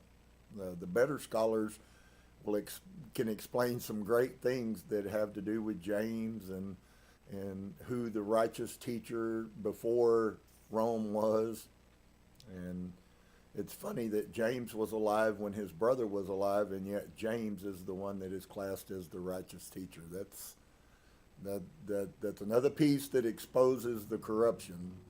So I'm thankful that Yah saw forth to bring those things out. I'm thankful he saw forth to bring out the Book of Enoch, which was written for the last generation. Don't know what that means, but it means that it didn't exist before our time, folks, and it now exists. So you take that for what it's worth to you. Pretty amazing, really. I believe there's other documents that also are going to come out. that are going to solidify Elohim is exactly who he said he was. And YEHOVAH said unto Yahusha, fear not, neither be dismayed. Take all the people of war with you, and arise and go up to Ai. See, I have given into your hand the king of Ai, and his people, and his city, and his land. And you shall do to Ai and her king as you did unto Jericho, and her king. Only the spoil thereof and the cattle thereof shall you take for a prey unto yourselves. Lay you an ambush for the city behind it. And I pondered this question. Maybe you think like this, maybe you don't. Maybe, you know, the things you've never read this or thought about it, so maybe you never had a reason to have a thought. But I think it's quite strange that YEHOVAH would give us a very specific commandment. And so I began to equate it to things that go on before something happens, because there's always a tie. And we find that Adam was put in a perfect place, and Adam was given very specific instructions. He was given the Torah by Elohim, mouth to mouth, spirit to spirit. And you have to ask yourself, well, why would Yah set the stage for the opportunity for ahopmo and YEHOVAH to transgress? And I think when we begin to understand, if Yah wanted everyone, Yah would have made the plan so everyone would be successful. And I don't think that it's so much that he really doesn't want everyone. I think it's so much that he only wants the ones who will be true to him. And that's not about perfection. None of us are perfect. We're never going to be, but we're all supposed to be on a constant, everyday vigil of guarding his word, looking and pushing towards perfection, which means this: no matter where I'm at today, bad or good, I should be better tomorrow. And if my heart has that in it, then inevitably the end result of that is that I will become a better human. So the plan is flawless. It just, unfortunately, it has some things that we haven't been taught. They're not teaching this in colleges. They're not teaching this in psychology. They're not teaching this in Christianity. The conversation I had the other day came around to the age-old cliche Christian statement. Well, there's no way we could keep all of those commandments. He doesn't even know what those commandments are, so how does he even know? I mean, he can't. Here we have a minister who can't tell me what sin is. That's about 201 now. It was about 200 ministers that I've talked to. Exactly same response every single time. Not one of them can tell me definitively the simple little definition of what sin is. Sin is the transgression of Torah. There's nothing else to explain. And so that's really saddening, folks, that there are people standing up tomorrow on Sun Worship Day teaching pagan doctrines, telling people they have the path to life when they actually have the path to death. And that's very sad. I'm not mad at them. I'm not against them. I'm sorrowful for them. So YEHOVAH wants us to know the way. There is a way that seems right unto man, and the end of that way is destruction. There's also a way that seems right unto Yah, and the end of that way is salvation. And it is called his Torah, his instructions in doing right. We don't talk much in Christianity about righteousness anymore because we've already received it. When we take a bath in the blood, then we have been made righteous no matter how horrible and filthy we are. That sounds like a good deal, doesn't it? Of course it does. If you're weak-minded and don't care anything about the Creator, sounds real good. And YEHOVAH said unto Yahusha, fear not, neither be dismayed. So we just watched him go through this. We watched Yah tell him, you don't know what you're talking about. You don't know what you're thinking about. You don't understand what's going on here. Get up off the ground and quit whining. I wonder if Yah looks at our lives sometimes and says, get up off the ground and quit whining. I'm tired of hearing you whine. All you ever do is whine about this and whine about that. Why don't you take my word like you really mean it and start living it and start showing me some victories? We don't talk much about that anymore. I mean, even in the Pentecostal sector of Christianity 25 years ago, we had testimony services every week. And at least they were trying to do what's right. I don't know that that even exists as much anymore. And neither be dismayed. Take out all of the people of war with you, and arise and go to Ai. See, I've given it into your hand, the king of Ai, and the other people, and his city, and his land. And you shall do to Ai and her king as you did unto Jericho and her king. Only the spoil thereof and the cattle thereof shall you take for a prey unto yourselves. Lay you an ambush for the city behind it. Now, what I wanted to see there, and I think I kind of got off task a little bit, what I wanted you to see about that principle, isn't it strange that in the first one, Yah says don't take anything? And of course, what happened? Every time Yah tells us don't do something, guess what we gravitate to? We gravitate to doing it. And so, I personally believe that Yah set that stage just as he did with Adam to show the people this is what happens to you. Well, you say, well, I've done lots of bad things like that, and he's never killed me and all of my family, or has he? Maybe sometimes our perspective of what death is has to do with living or not living. And folks, I'm going to tell you right now, as a biblical counselor with tens of thousands of hours, I see more dead people that are alive than dead people that are in the ground. They're dead. They have no life, no purpose, no function. It's all about what they can attain, none of which will go anywhere with them. They're going to leave it to somebody who doesn't place any value in it, who sells it. That's why people get inheritance constantly, and what's the first thing they do? They abuse it. And so he tells him, you're going to do, but I'm going to change the thing now. Now that all Israel has gotten to see what happens to people who transgress my Torah, because that was really the point. He's always teaching us. Torah means instructions in how to do what's right. Yah is constantly teaching the Torah. How do I know that Yah taught the Torah to Adam? Because that's his character. He is the epitome of a father. He is the epitome of a teacher. He is the epitome of a king. So Yahusha arose and all the people of war to go up against Ai, and Yahusha chose out 30,000 men of valor and sent them away by night. And he commanded them, saying, behold, you shall lie in wait against the city, even behind the city. Go not very far from the city, but be ye all ready. And I and all of the people that are with me will approach unto the city. And it shall come to pass when they come out against us, as at the first, that we will flee before them. So now he's going to take the principle that happened that so scared him, which is I'm laying on my face because we lost 36 people and we ran, and now all the people aren't going to be scared of us. And he takes that and he uses that to his advantage. So for all the things that are true and were said about Joshua, he's also a very smart character, and he listens and pays attention. Oh, can I add it? He learns from his mistakes. If Joshua had let his mistake, then he would have said, well, if they chase us, then something's going to happen and we're going to trip and fall down and they're going to kill us, so we just won't go out. But instead he said, we made a mistake over here and Yah has cleaned that up. And now why don't we take what we've learned? If we run, people chase us. So let's use that to our advantage. It's a military tactic people use.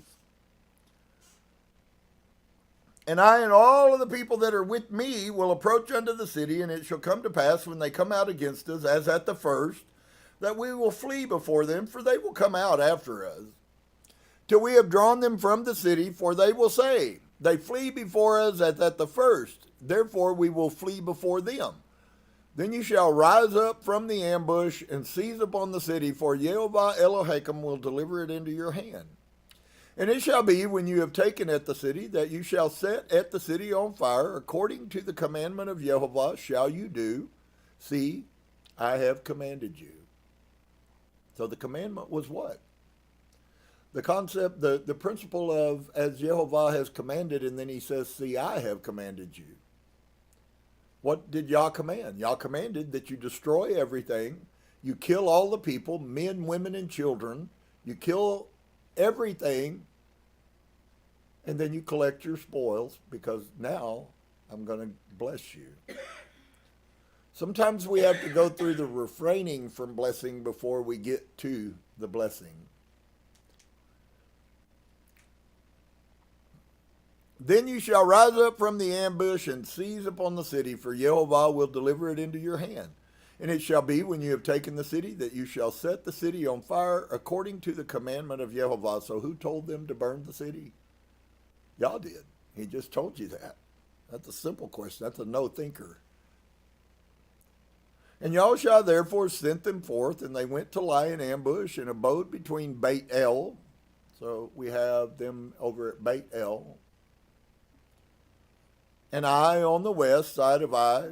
But Yahushua lodged that night amongst the people, and Yahushua rose up early in the morning and numbered at the people, and he went up, and he and the elders of Yisrael before the people to Ai, and all the people, even the people of war that were with him, went up and drew nigh, and came before the city, and pitched on the north side of Ai.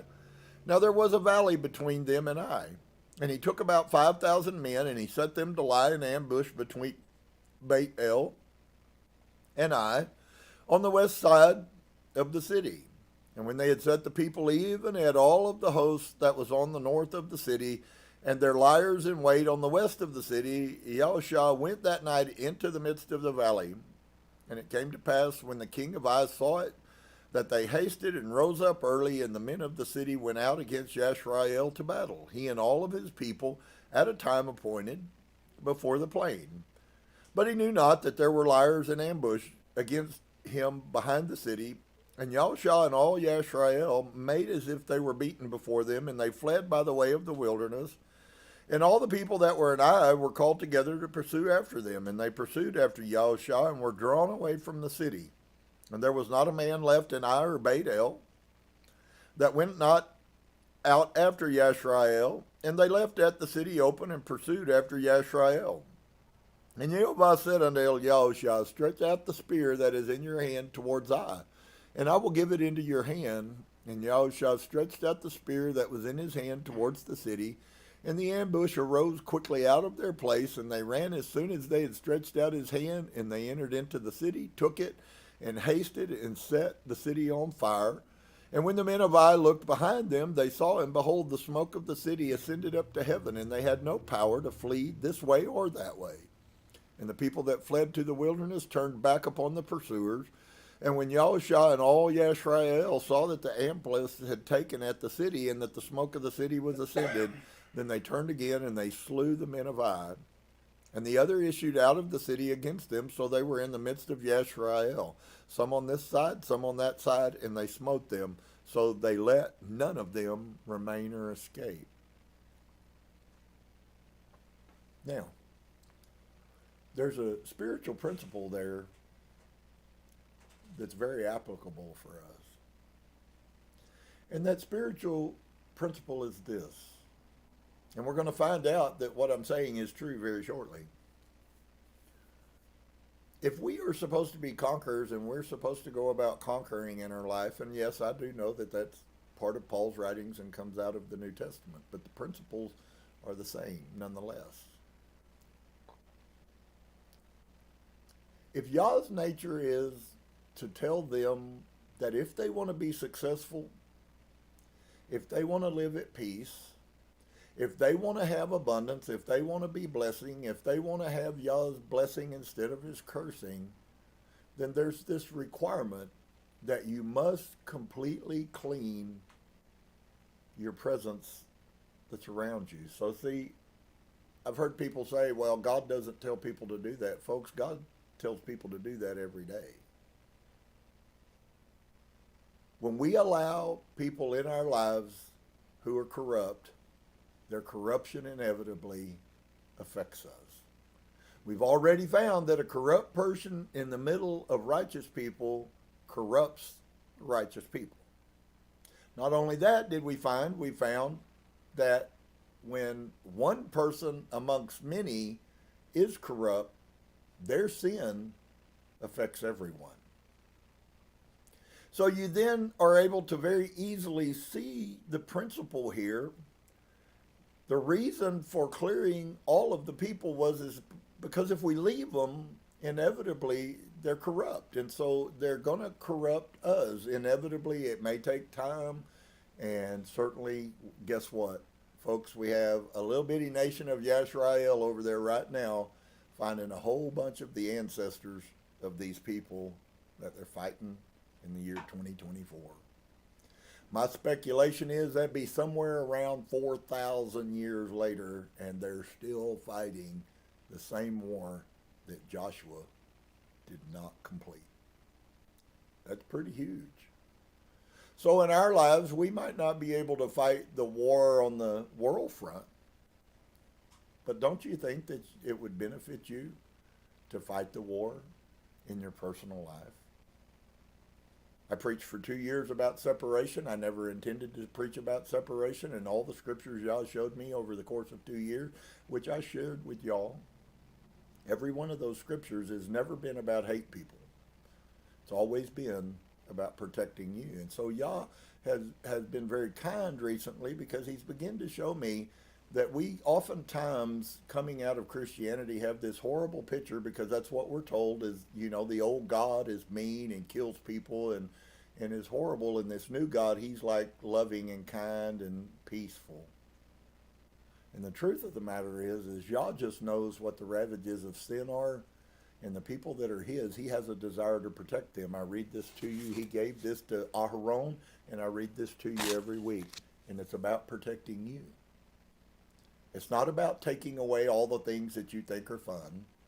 It's not about you not having fun. It's about sometimes fun is the destruction of our lives. Many of you know that. Many of you have lived in the fun. There have been millions of babies born out of the back seat of a car that was fun. Fun is not always good.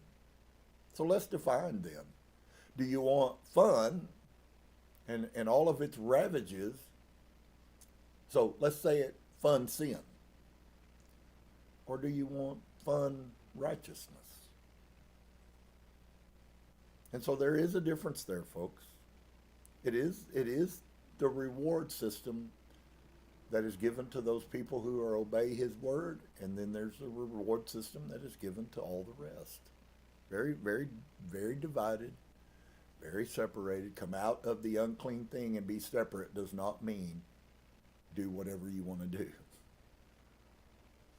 So many, many principles, folks, that we have to grab a hold of, and they'll bless your life. I promise you, what I just said to you will bless your life if you'll apply it.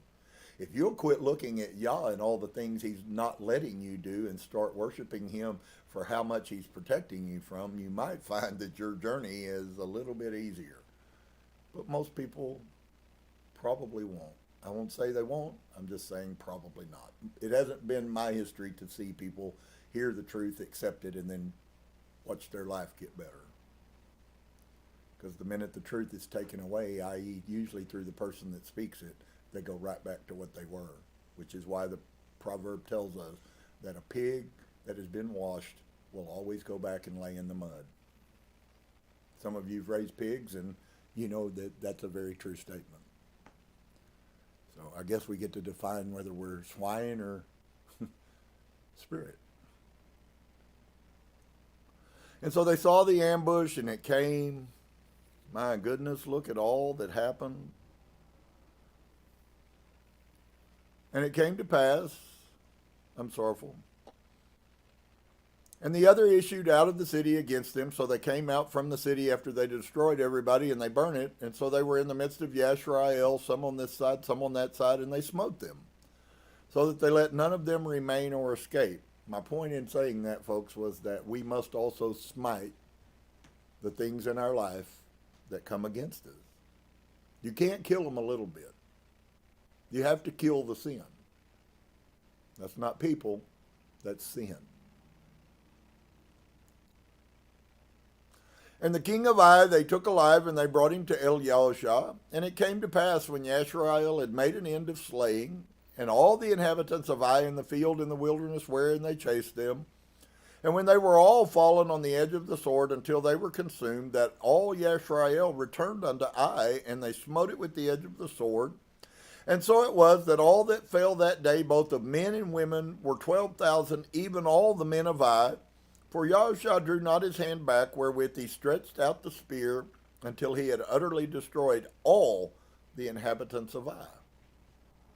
And for us, we would scream human rights against Elohim. They're doing it right now over in Israel. Only the cattle and the spoil of that city Yisrael took for a prey unto themselves, according unto the word of Elohim, which he had commanded Yahusha. And Yahusha burnt at Ai, and made it a heap forever, even a dissolution unto this day. And at the king of Ai he hanged on a tree until evening. Now I wanted to stop there and pause for a second. They use this statement, looking hindsight in all the years I lived in that nonsense and seeing what I've learned now, they even use the verse, cursed is any man who hangs on a tree. Why did Joshua hang this man on a tree? Because it was a curse. When we begin to look at the picture, folks, please tell me how the only one who never failed, why would he be cursed? Is him being cursed? Is any human being cursed? Does it have the capacity to take away your failures?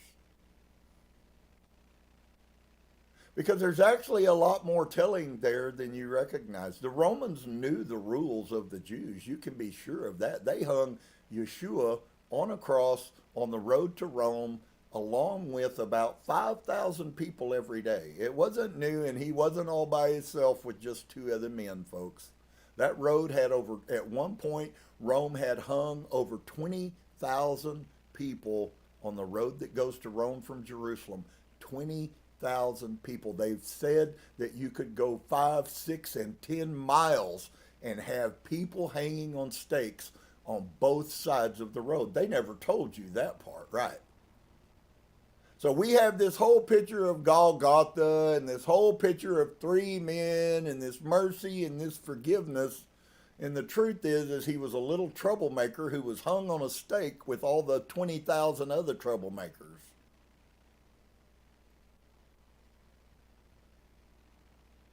Is it important for us to understand history? I think it's quite important that we understand the true history, not religious history. I find religious history is woefully untrustworthy because it's biased.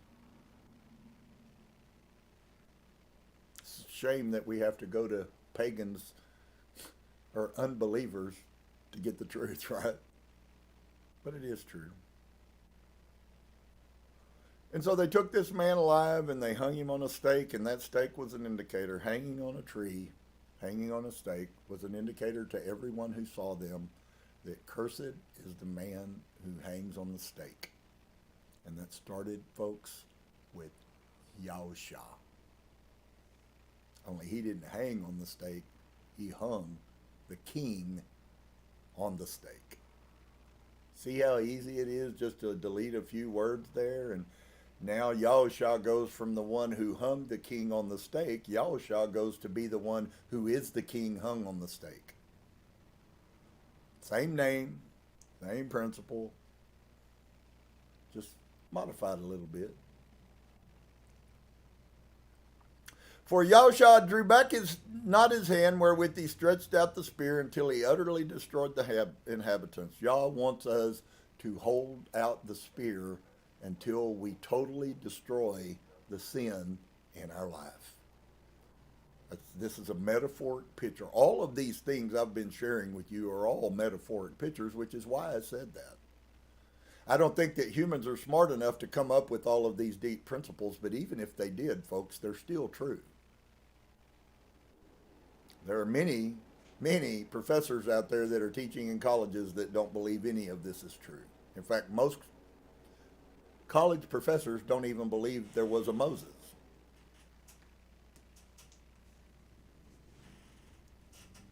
So they took what Yah commanded them, and the king of Ai, he hanged on a tree until even, as soon as the sun was down. Yahushua commanded that they should take the carcass down from the tree and cast it at the entering of the gate of the city and raise thereon a great heap of stones that remains unto this day. Did y'all notice how much the order of that sounds like another story that we hear in the New Testament? Yahushua, so his name's in there, hangs a king on a tree, and then at night they take him down. Wow, where have I heard this story before? Yeah, they rolled the stone, right? Probably if we look further, we would actually see more pieces. That's what I love about his word. You'll never wear it out. You'll never explore all that there is. Only the more that you learn and the more you relax and the more you trust him and the more you give your heart to what his words and the principles that he actually says is when you see. People don't see because they can't. He won't let them. Then Yahushua built an altar unto YEHOVAH Elohai of Yisrael in Mount Ebal, as Moshe the servant of YEHOVAH commanded the children of Yisrael, as it is written in the Sefer of the Torah of Moshe. And there is much contention. Many of you know that. I've shared with you the Moses scroll. If you've done any research and study at all, you will very quickly recognize that there is only a very small line, and it has to do with the commandments in all of the first 5 books of the Bible that the Jews and Christians tout were all written by Moses. There's only one set of words in Devarim that are, in fact, possibly from Moses. Everything else is written by many unknown scribes. One place where first person Yah to Moshe even exists in the first 5 books of the Bible.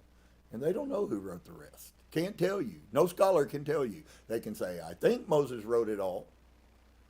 And you will get in a fist fight with a Jew real quick if you tell him that Moses didn't write the first 5 books of the Bible.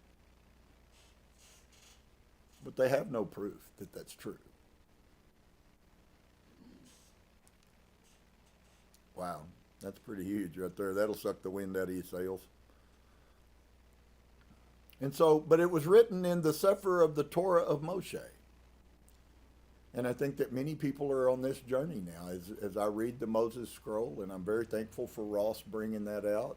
And, you know, that there is, and it's very clear and very written, whether you be in Jeremiah, where he found the Torah HaMoshe, the Sefer of the Torah of Moshe, that there seems to be a different. Why would you call it the Torah of Moshe if it's just the Torah? Is it possible there were other Torahs besides the Torah of Moshe? If it's just instructions in righteousness, there were lots of Torahs. The Torah Levitical priesthood. But to be sure, Moses didn't write it all.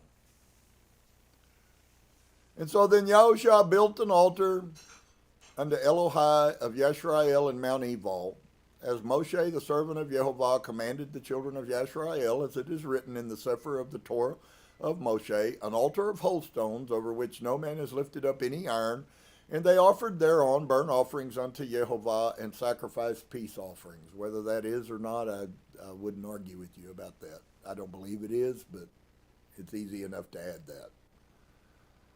And he wrote there upon the stones a copy of the Torah of Moshe, which he wrote in the presence of the children of Yisrael. And all Yisrael and their elders and officers and their judges stood on this side of the ark and on that side before the priest of the Leviim, which bore the ark of the covenant of YEHOVAH, as well as the stranger.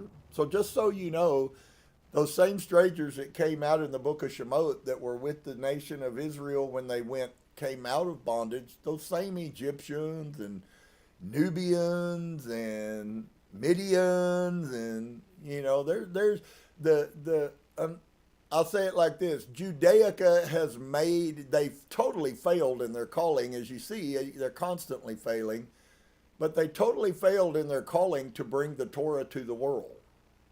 Yah doesn't uphold their behavior. In fact, a lot of their punishment and cursing is because they broke the commandment of YEHOVAH, which is you are to be the priest of the world. Well, what is the priest supposed to do? He's supposed to bring you the word of Elohim. They said you can't be one of us unless you give us a bunch of money and jump through a bunch of hoops. Even Yeshua hated that. John hated that. You don't understand, folks. Most people have no consciousness because they haven't studied prior to Rome that the battle that Yeshua, John, Yaakov, Simeon, all of Yeshua's brothers, the battle they were fighting was with the priesthood. The priesthood was corrupt. That's why the priesthood threw James off the pinnacle, the most righteous teacher.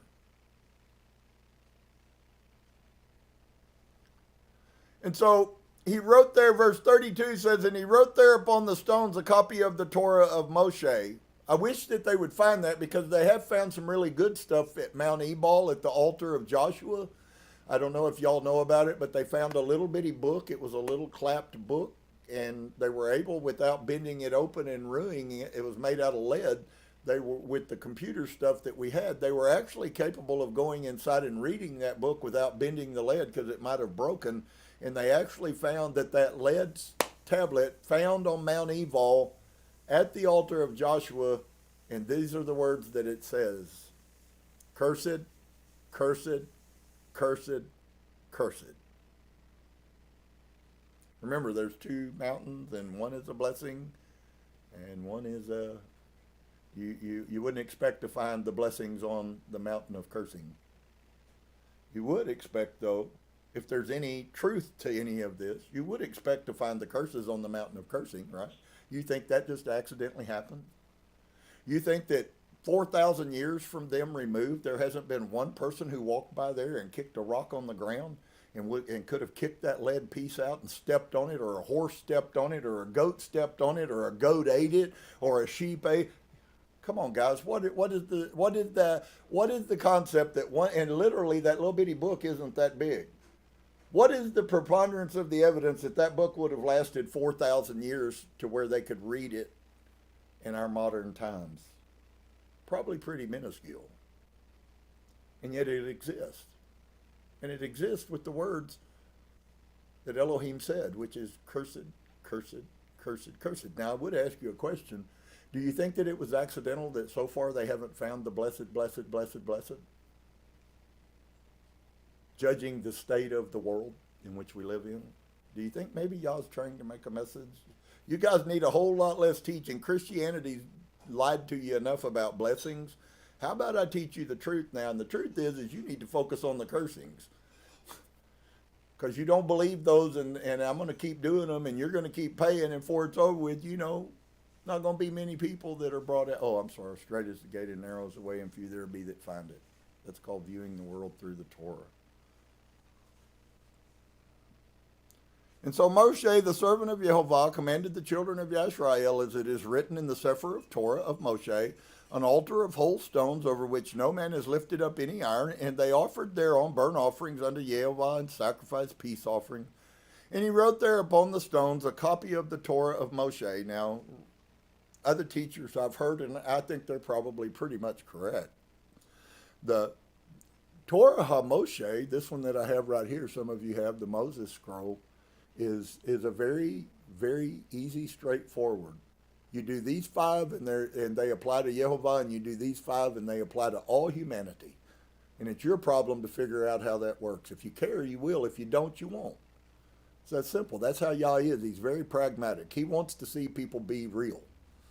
He doesn't like changing the things he made. He doesn't like fake people, which is why he hates all of this stuff that's going on in our society, cutting body parts and grafting things on your skin with needles and scarring yourself. All of those things are very clearly in the scripture prohibited. And so we're really good at doing all the things he said don't do. which is actually kind of proof of what I'm saying. But this Sefer HaTorah they wrote of Moshe, they wrote on some rocks. Now, do you really think that they wrote all of this, folks, minus Joshua? Do you really think, I don't care if they had 600,000 people or not, do you really think they wrote this on 2 rocks? And I believe the number is on 2 rocks. Them would have had to be in mountains to write all of that. So maybe there's some credence to the scholars who have said that this 10 words is really the true Torah of Moshe. And it was really just a document that was very small. And so Joshua could go in and have somebody write it because they also read it to the whole nation. Could you imagine trying to read 10,000 pages to 100,000 people? How many folks you think and how long you think? Because if we read this, there is kind of a little picture timing-wise that there wasn't the amount of time that it would have taken. Nobody would have heard it, and if they did hear it, they wouldn't have heard any piece collectively. If they had tried to read what is called the Torah today, the first 5 books of the Bible, if they had tried to read that to a million people or 50,000 people, do you think any of those people would have remembered anything? Probably not. But the Torah of Moshe, which gives us the guidance for life, all of us can learn to memorize, which would have been the purpose. And so they wrote upon the stones a copy of the Torah of Moshe, which he wrote in the presence of the children of Yisrael. No strange thing, not some new covenant, not some new thing. This is something he did in front of the people of Yisrael. And all Yisrael and their elders and officers and their judges stood on this side the ark, and on that side before the priest of the Leviim, which bore the ark of the covenant of YEHOVAH. And then there becomes a question, well, what is that actually? What is the ark of the covenant? Is it this gold encrusted box that doesn't even have the covenant in it? Very valid. That was actually a mind-blowing reality when I saw that the ark that YEHOVAH commanded Moshe to make was an acacia. We'd call it today in guitar wood, we would call it koa wood. It's the most prized wood that exists. You want to spend $500, $600, $800, $2,000 on a piece of wood smaller than this, you can certainly do it with koa. It's acacia. Exactly the wood he told. So I don't think this was an ugly box. This was like a flame acacia, a flame koa box. I think it was very simply built, but I think it was very special, and everyone knew it when they saw it. Not a gold box with 2 angels on it.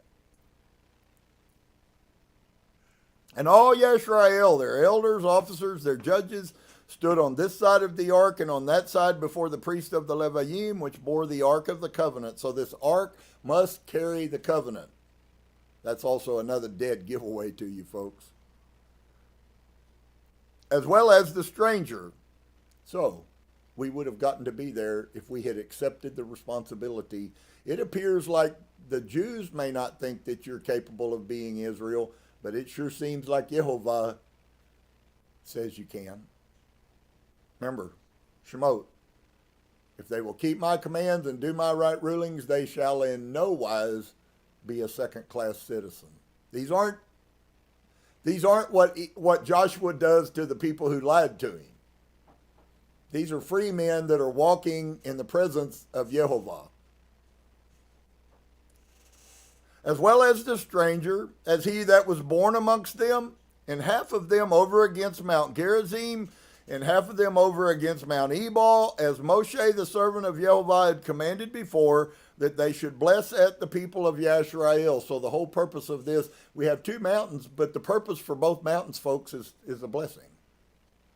Which is why I said earlier, when I began to come to the revelation that Yah doesn't take things away from us because he wants to take things away from us. He takes things away from us because they're bad for us. You say, well, I've never seen nobody die of catfish, but then you're not a doctor either. Oh, I've never seen nobody die from eating shrimp or lobster or crab. But you're not a doctor and you haven't seen everything. So how do you know if there are people that aren't dying today from eating shell food and from eating pig?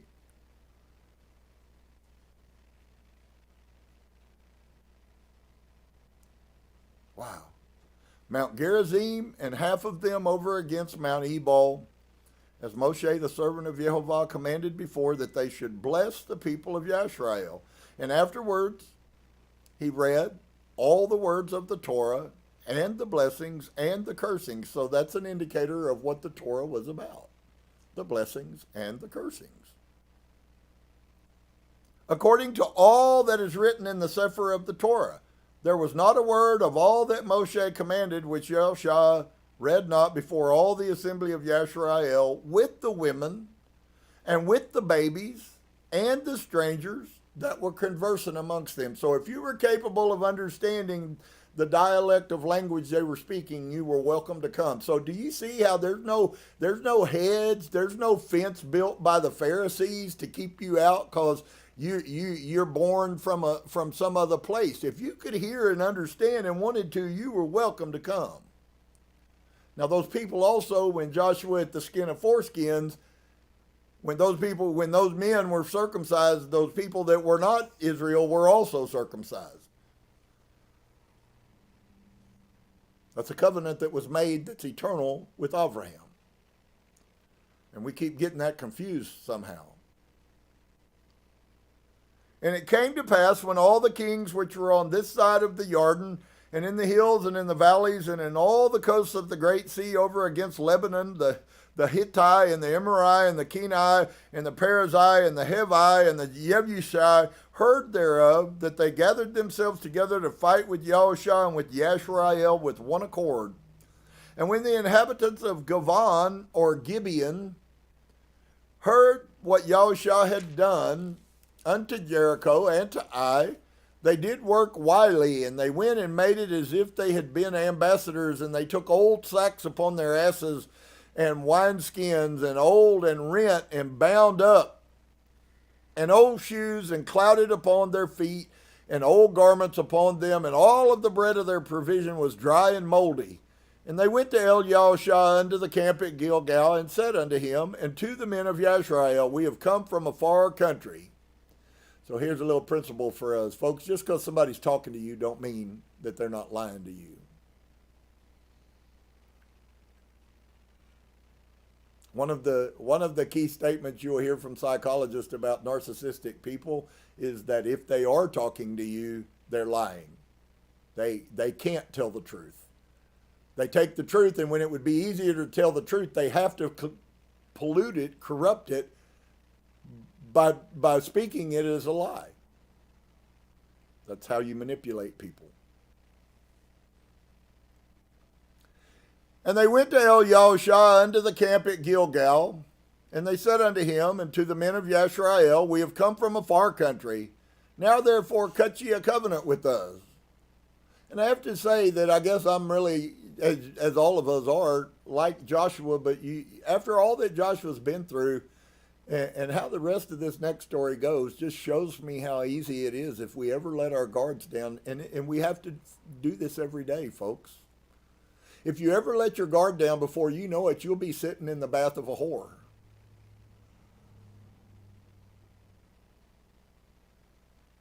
Hope you understand metaphorically what I'm talking about.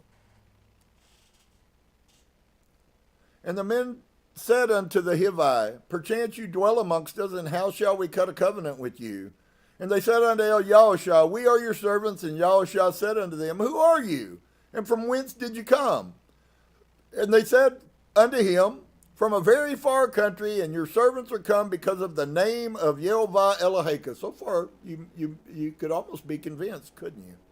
For we have heard the fame of him, and that all that he did in Mitzrayim. So now they're going back. They've been 40 years in the wilderness, and now they're coming across the thing. So these guys aren't just throwing up the fact that you just came across and conquered Jericho and Ai. They go all the way back to when they came out of Mitzrayim. So here's another piece I wanted you to see. Folks, the news of Mitzrayim spread the world. There's never any place that I've encountered in any scriptures where it comes to having to do with Mitzrayim and other people, that the other people did not already know what Yah had done. It spread the world. Every traveler who heard that story told it somewhere, which is the way stories get shared. And that all that he did to the two kings of the Emoriim that were beyond the Jordan, to Sihon the king of Heshbon and Og the king of Bashan. We know he was King Og had a 9-foot bed that was 6 foot wide. He was a Rephaim. He was a pretty tall man with just like Goliath was.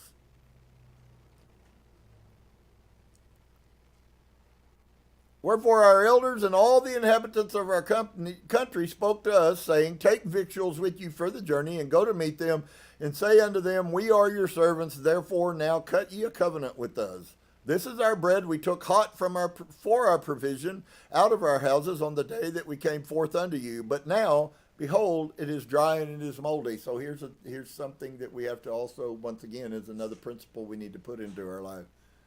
Just because somebody's telling you a good story doesn't make that story true. I can tell you a good story about someone who was hanged on a tree and was cursed for your salvation if you'll just eat his body and drink his blood. But just because I tell you that doesn't make it true.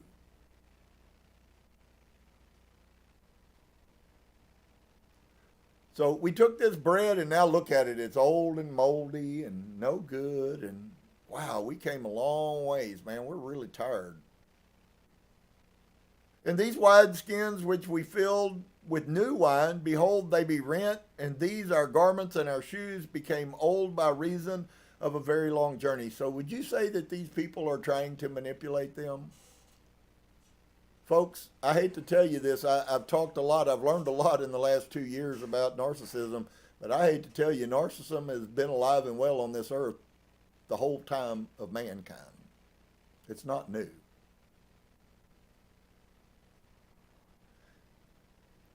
And the men took of their victuals and asked not counsel.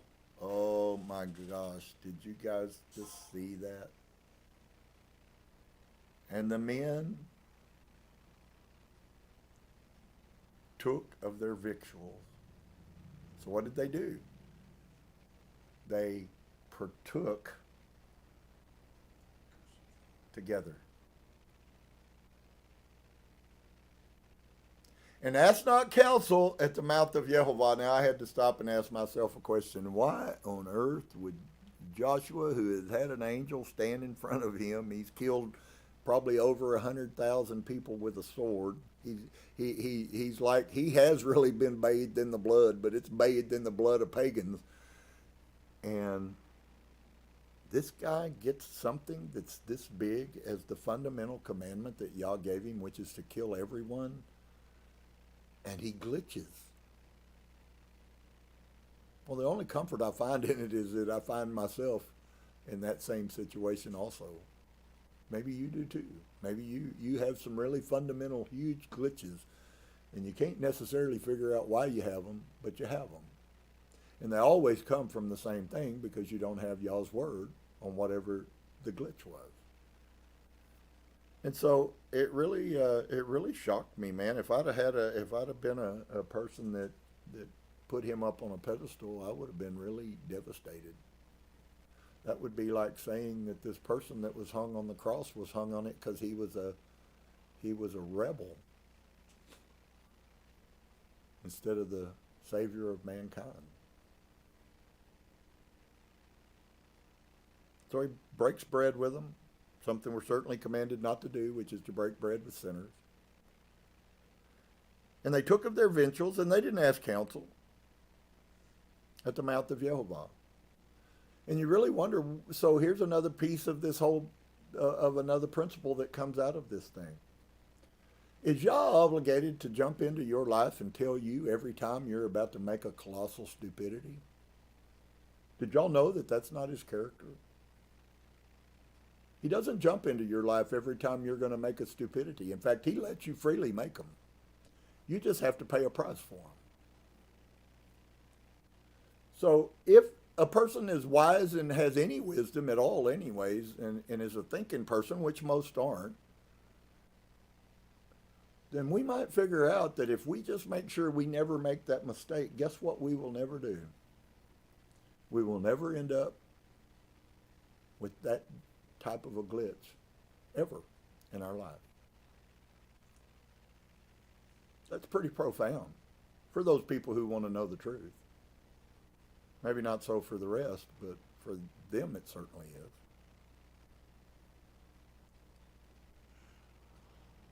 And ask not counsel at the mouth of YEHOVAH. And Yahusha made peace with them and cut a covenant with them to let them live. And the princes of the assembly swore unto them. So to be quite honest with you right now, Yah is being very merciful because he has a bigger plan that's bigger than Joshua. But in other situations, if he had a reason why he did it, that's his business. But in other situations, he would have killed Joshua right then. No question. Did he not break the commandment?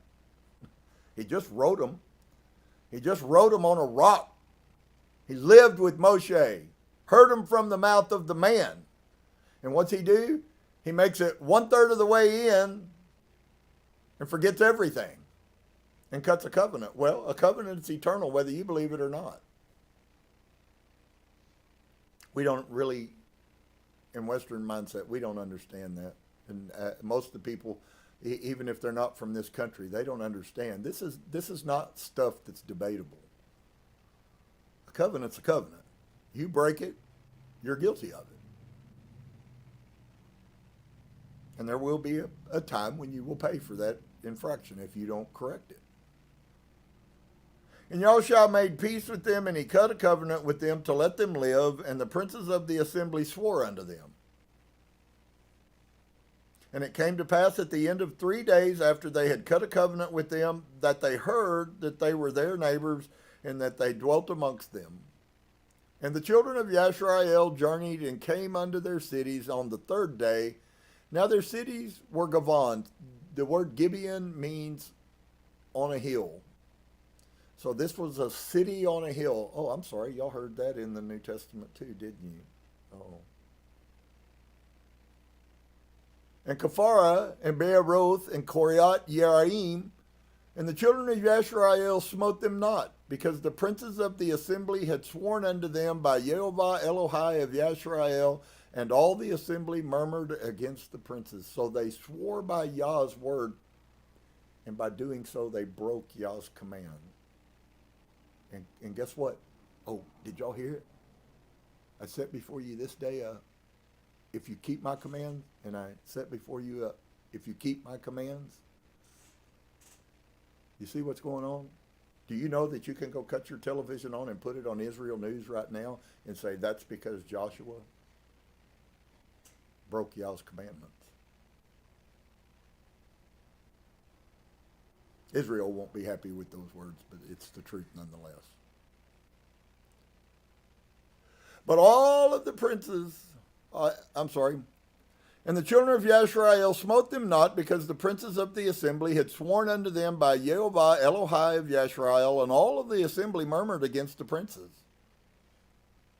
But all the princes said unto the assembly. So the assembly, the people are going, hey guys, we spent 40 years, watched our mom and dad, or watched our dads mostly, but moms, I'm sure a lot of moms died before they came out of the wilderness. We watched them, all that they went through, and now we've come through this journey and we've seen all of these supernatural things, and even the assembly gets that what they've done is wrong and says, no, we have to kill them.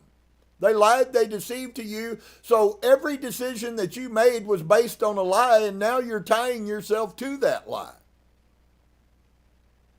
Maybe you've done that sometimes. Maybe you've sworn an oath to someone and everything you were swearing to was not true.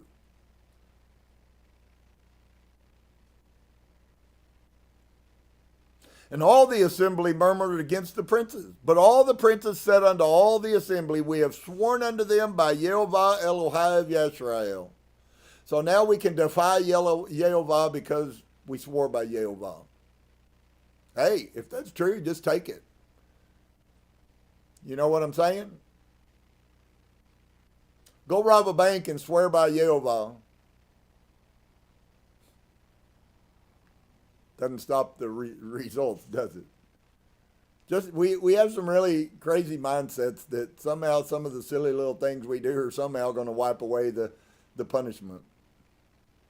And that's not Yah's nature, folks. He's merciful. He is merciful. He said, I will in no wise do away with your punishment for your sin, but he also says he'll be merciful for our punishment if we will teshuvah. And this we will do to them, we will even let them live, lest wrath be upon us because of the oath which we swore unto them. And the princess said unto them, let them live, but let them be hewers of wood and drawers of water unto all the assembly, as the princes had promised them. Wow. And Yahushua called for them, and he spoke unto them, saying, wherefore have you beguiled us? And they did, saying, we are very far from you when you dwell amongst us. Now therefore you are cursed. So they got to live, but now they have a supernatural curse that's put over the top of them because they lied. Lying is breaking of the commands. And there shall none of you be freed from being bondmen and hewers of wood and drawers of water for the house of my Elohim. Wow. Wondering where the salvation was for them. And they answered at YEHOVAH and said, because it was certainly told your servants at how that YEHOVAH Eloheka commanded his servant Moshe to give you at all the land and destroy at all of the inhabitants of the land from before you. Therefore we were sore afraid of our lives because of you and have done this thing. Now you can't hardly blame the people. I don't disagree a bit with what they said, what the king said. It is true. They did hear. Yah was real. He was magnificent. He was terrible. He was the captain of the army of Elohim. It just shows me that they were smarter than the people at Jericho. Because they knew who Yah was. That's one of the biggest takeaways. We act like the children of Israel were the only people that ever heard this message. And they weren't, folks. Now therefore you are cursed, and there shall none of you be freed from being bondmen and hewers of wood and drawers of water for the house of my Elohim. And they answered at Yahushua and said, because it was certainly told your servants at how that YEHOVAH Eloheka commanded his servant at Moshe to give you at all of the land and to destroy all the inhabitants of the land from before you. Therefore we were sore afraid because you and have done at this thing. Can't blame them. Self-preservation is a strong force, folks. And now, behold, we are in your hand, as it seems good and right unto you to do, so do. And so did he unto them, and delivered them out of the hand of the children of Yashrael, that they slew them not. And Yahushua made them that day hewers of wood and drawers of water for the assembly, and for the altar of YEHOVAH, even unto this day, in the place which he should choose. So now we can ask ourselves a question. Joshua's failure came because he didn't view the world through the eyes of the Torah. He slipped out of the place he was in and forgot about the most important one. So ask yourself, is it maybe even a little possible that more than not, you slip out of that place of Elohim being in control of your life and you take control back? There's many people who will hear my voice, folks, who are running their own show. Y'all's not running it. And you can go on and you can do all the things and you can act like and you can say like and you can be like and you can do like, and you're no closer to Yah than you were as a pagan.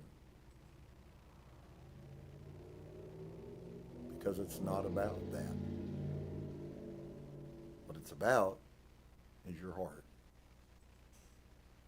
Your mind. And the world wants your mind. And the world wants your mind to agree with them. How can two go together except they agree? You can't be part of the world and not agree with them. But if you do agree with them, I'm sorrowful, folks, for you, but you are a part of the world. No matter what of his Torah you're keeping. So, for all of us, it's been very, very important, maybe, that we catch some really fundamental principles. All, whatever, 7, 8, 10 fundamental principles I've shared today, every one of those are life-changing. They're also life-protecting. So do we have to walk in stupidity and constantly stick our foot under the car tire? Or is there an option for us not to ever stick our foot under the car tire? Now, if he had been unjust and he sent his word and you just had to live it out by pain, well then that'd be a different story, but that's not Yah. He always says before, I never do anything on the earth except I tell someone beforehand, my prophets. And we think that all of these Christian people that are lying to people and bilching them for millions of dollars on TBN, we think that those people are God's prophets. And they tell you to break his commandments. Maybe you should go read the book of Deuteronomy when Yah gives us the ultimate picture, the true picture of how to tell a false prophet. Because I was taught out of the New Testament that if what they prophesy comes to pass, then it was from God. I hate to tell you, that's not what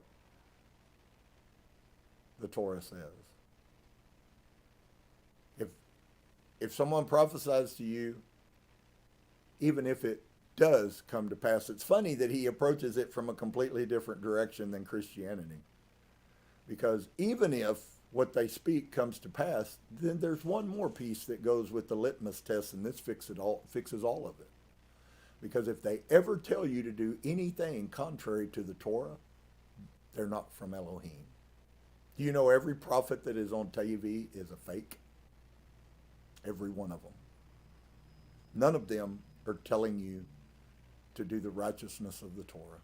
It's huge. It takes all the stress away from you. It takes all the fake away from you. It takes all the lies away from you. I don't need to listen to that. There ain't no person, folks, that ever died and went to the bright light and came back and said, everybody's going to be saved. I'm sorrowful that wasn't Elohim. They might have had an experience. I've had a few of those on some acid and stuff, so it's highly possible that they did have. People shaking their heads because I say the darndest things. Truth of the matter is, it's the truth, folks. Let's just be honest. All of us have had delusions. And our world is full of delusional people right now. There is only one Elohim, and if he's never going to change, folks, that turns life into a really simple thing. I only need look at his word and see what he tells me to do and what he tells me not to do to understand how I'm supposed to be. Now, I admit that the process and the journey of becoming that is a, is a little bit of a different feature, but I started 40 years behind. Yeah, I started 40 years behind. I'd never heard anything. I was told that the Sabbath was sun worship day, and it's a good thing to eat pig. And just those two things are enough to mess you up for life. Took me a long time. I used to laugh at people because Jesus did away with the food laws. Well, he probably did, but I don't worship him. So I hope you ain't wasting your time either. YEHOVAH will kneel before you. I love this because every week it reiterates who he is. YEHOVAH will kneel before you. As a father, he comes and bends down. He's the only perfect father there is. And a perfect father never lets his child ever get away with anything. I watch kids growing up today, and there's no consequences. They can lie, cheat, and steal, and they don't get in trouble. I'll take your pad away from you for a day. Oh, can I have it back? Well, it's only been an hour. Presenting gifts, and I will guard you with the hedge of protection. His word, friend, is that hedge of protection. You walk inside of his word, you walk inside of his hedge, I guarantee you that things will happen to you, but they will not destroy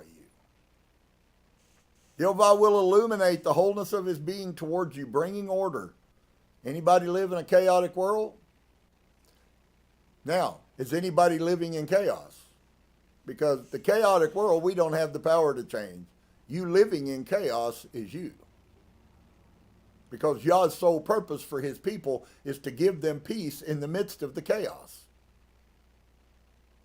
And he will give you comfort and sustenance. That sounds like a mean Elohim we should run from, doesn't it? I don't even see such a great promise in the whole of the New Testament. YEHOVAH will lift up his wholeness of being and look upon you, and he will set in place everything you need. And please understand, that doesn't say all people need. This is being spoken to each individual person who is walking this journey. If you are not walking in your heart, desirous to live YEHOVAH's Torah, these words I just read are not for you. This isn't a Christian document. It isn't for Christians. It's for people who love Yah and honestly want to learn how to live his life. And then if you are that, he will set in place all that you need to be whole and complete. And that might mean you don't have anything.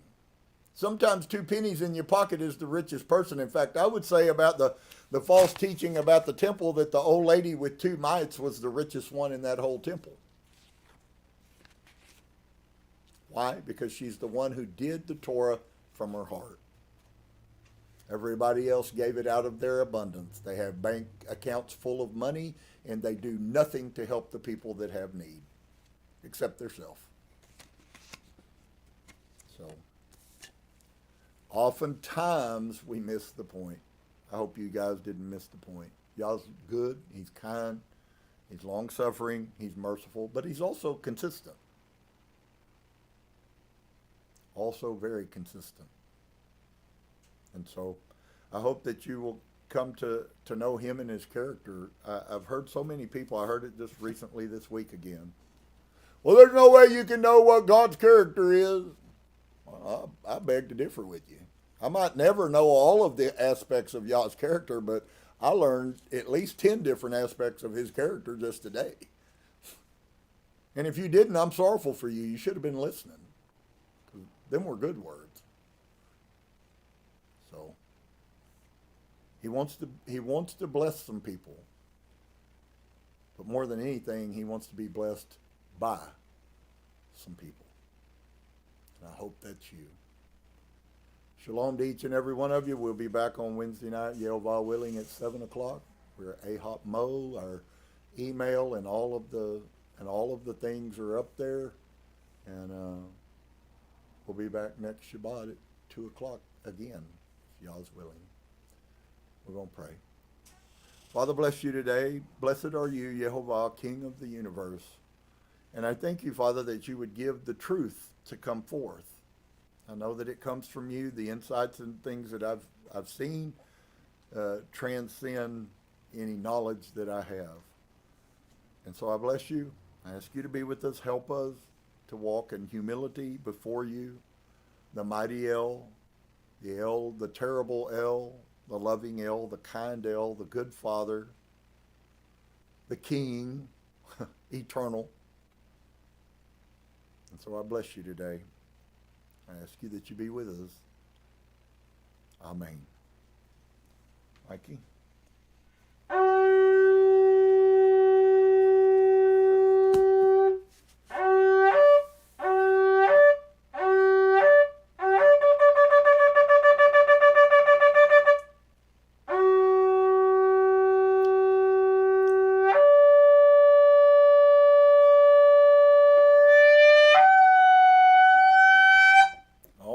Brothers and sisters, shalom to you.